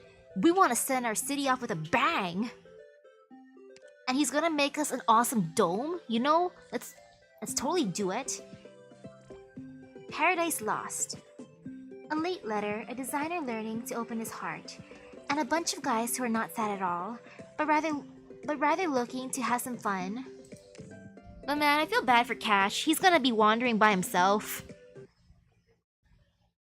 Unless someone's gonna go with him? Who knows? A few days later, Stitch is working hard at the forum again today. Just like the journey to the surface, the dressing of the city is a task that requires the supervision of all the citizens.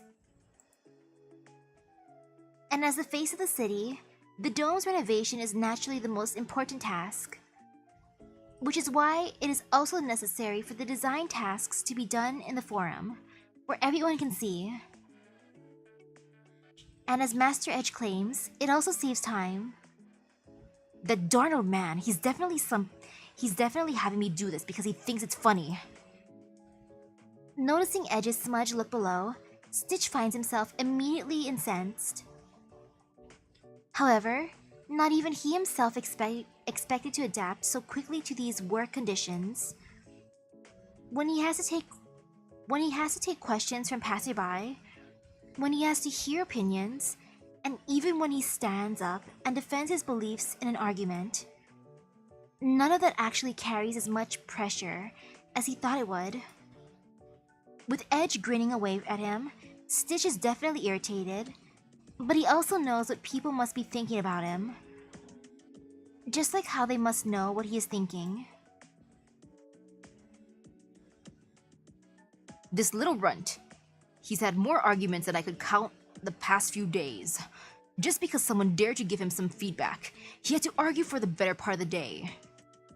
Still, the work he's turning in is impeccable.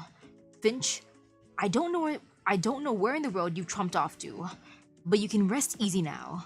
Oh, right. Stitch. What is it? I'm working here. Somebody found a letter at the top of the dome while it was being inspected. A letter? Yep, and it's for you. No way. I am Finch Canvas, the Zerarert's greatest architectural designer. I place this letter at the top of the dome. I am sure the one who opens it will be the next person to renovate it. I hope that he is my dearest student. This letter is for him. However, if you are not him, then please do not give him this letter, as that would mean he has failed.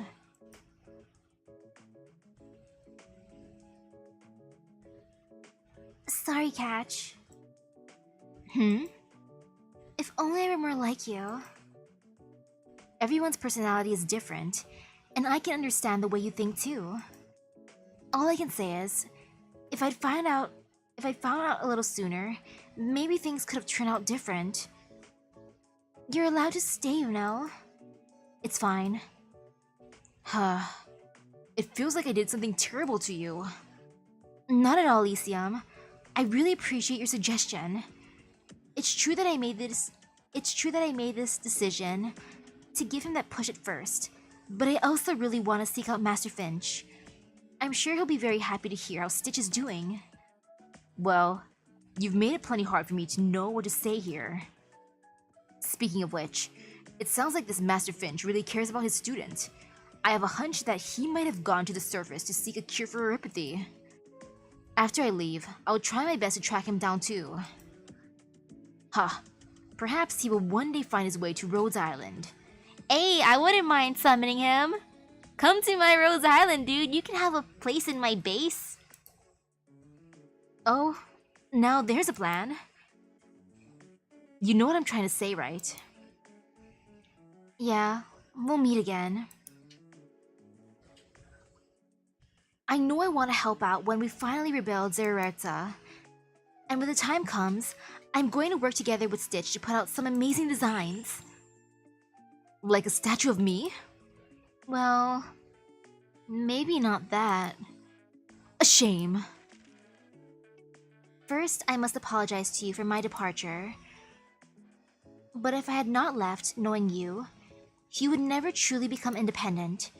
Alright, truth be told, if I decided to stay, I wouldn't have known how to stop caring for you. You have a gift. Neuropathy has greatly limited your lifespan, but at the same time, it has made you see life in a more profound way. Thanks to this, your style has greatly transformed for the better. I can tell.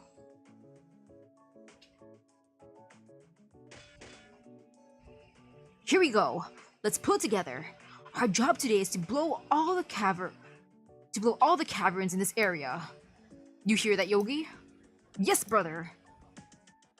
Nyan, Yota, did you have to start working this early?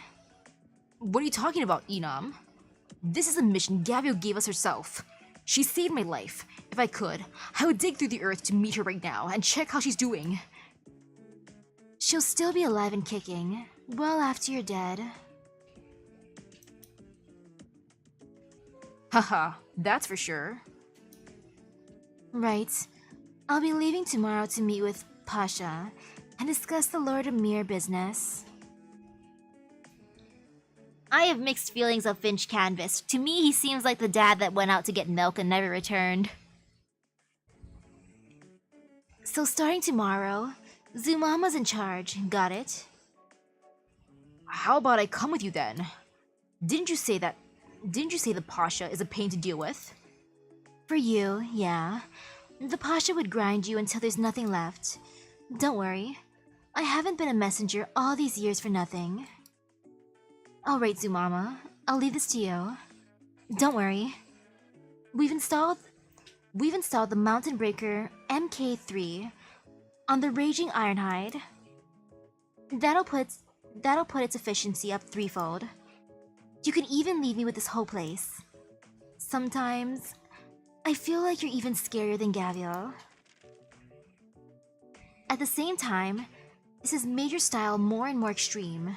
And the more you stood firm with your style, the more you despised working with others. This worried me. By the way, Avdotya, what are you going to do once we make it to the surface? What else can I do? You can't believe I will settle down for a life on land just because of the speech I gave? Once Zererta is rebuilt, I will be back. Is there a problem? Right, actually, this only just came back to me, but I made a promise to Inam. We agreed that if I ever went to the surface, I would do business with her, and she would also introduce me to a place called Rhodes Island. Hey, Croak, you want to work at my Rhodes Island? I mean, you can have another home at my Rhodes Island. Think of it as a second or third home. But I don't know that much about the surface, so I told her you would be our middleman, and I could learn from you. So that means you sold me to her? I'm sorry, but I really want to try doing business on the surface. Please help me out. Croak, Diamond Face. Didn't I tell you not to drink? I'm really, really sorry. When aloofness yields no result, it only devolves into misconception. So that's how Dotya joined our Rhodes Island. Oof. Because of a drunken agreement. Ouch. It tells you that it isn't your fault, and that others won't understand you, and that others don't understand you. It tells you that others are in the wrong for not understanding your work. But sometimes, that couldn't be further from the truth. You can, of course, hold on to the way you think. However,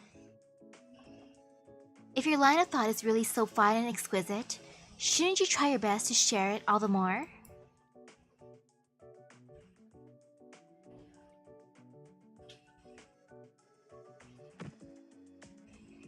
Phew, this pillar will look just fine there. I didn't expect them to want to renovate the forum too. The Durins are a thorough bunch, aren't they? Gabriel. Do you realize that you're making history? Is that right? The Durins have lived underground for ages without making any large-scale effort at communicating with the world on the surface. Yet your choices have persuaded an entire city to relocate to the surface all at once. Who would have thought that Akahuala would be the first place to know such an intimate level of exchange with the Durin city and its people? And when future generations look back, it will probably never occur to them that this all happened because of an offhand idea you came up with. Now that you mention it, I guess you're right. But there's nothing wrong with that, is there? Haha. There's of course nothing wrong with that. What I'm saying is, history is always like that, Gabriel. It might have been an accident that the Durins were able to put down roots underground too. This goes to show that perhaps history is nothing to be revered or feared, just like the Akahualan traditions that you so easily destroyed.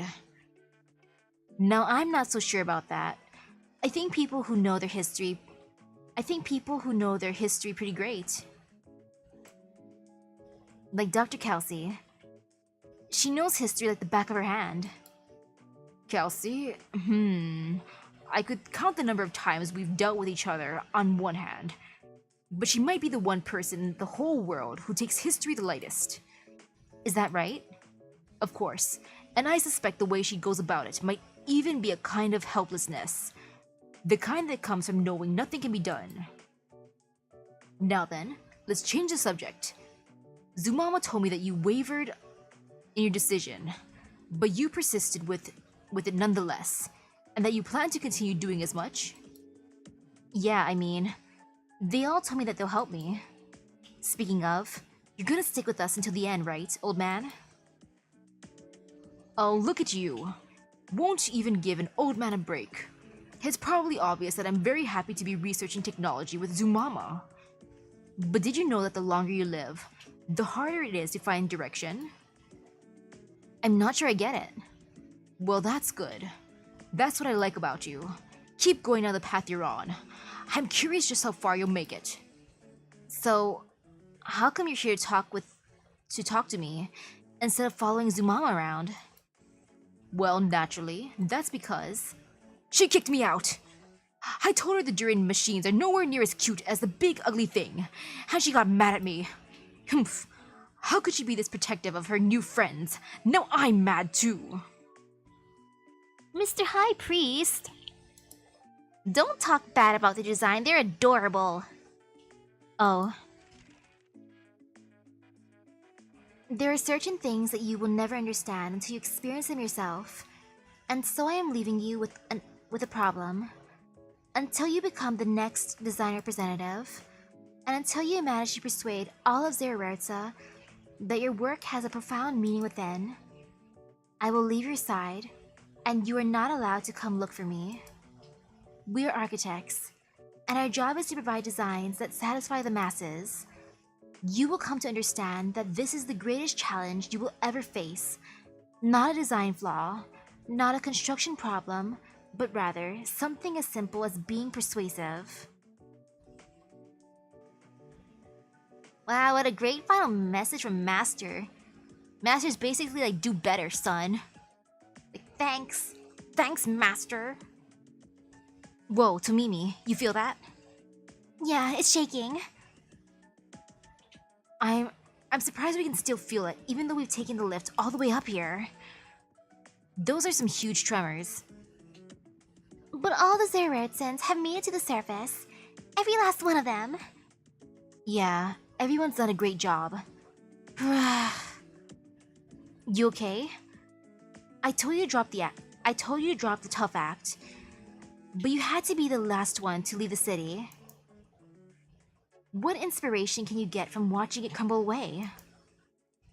You wouldn't understand even if I told you. That was the final moment of an entire city. It simply overwhelmed me with emotion. Master, this might be impossibly difficult, but I will give it my best shot. And you, little whelp? What are you mumbling to yourself? He looks exhausted. Well, can you blame him? He's been working really hard. Not only did he actually manage to design the thing, he went to the construction site every day, and even insisted on being the last one out. A while back, I wouldn't have expected him to be such a responsible guy. Yeah, I'm starting to see him in a different light too. Alright, let's go. We're the last ones. Everyone's waiting for us. Mm-hmm.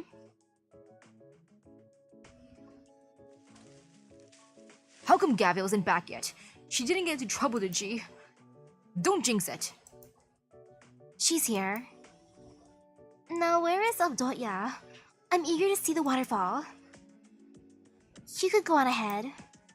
No, that won't do. This is how do you say this? Right, a historic moment. A large crowd of Durans and Tiaka have gathered in front of the mine. They're all waiting for the last group to ride the elevator to the surface. I love how Gabriel's just carrying him. Look at this. Oh, sketch. Oh, Stitch, Stitch, Stitch. That is so sad. Wearing her usual smile, Gabrielle steps out with Stitch in tow. Silly, silly Stitch. She raises her right hand and greets the crowd, all of whom are beaming. Today's a good day, everybody. Let's head to the lake for some fun. Before she can finish her sentence, the crowd has already erupted in cheers. Today, Akahuala is a tad bit more lively than before. And in the future, it might get even livelier.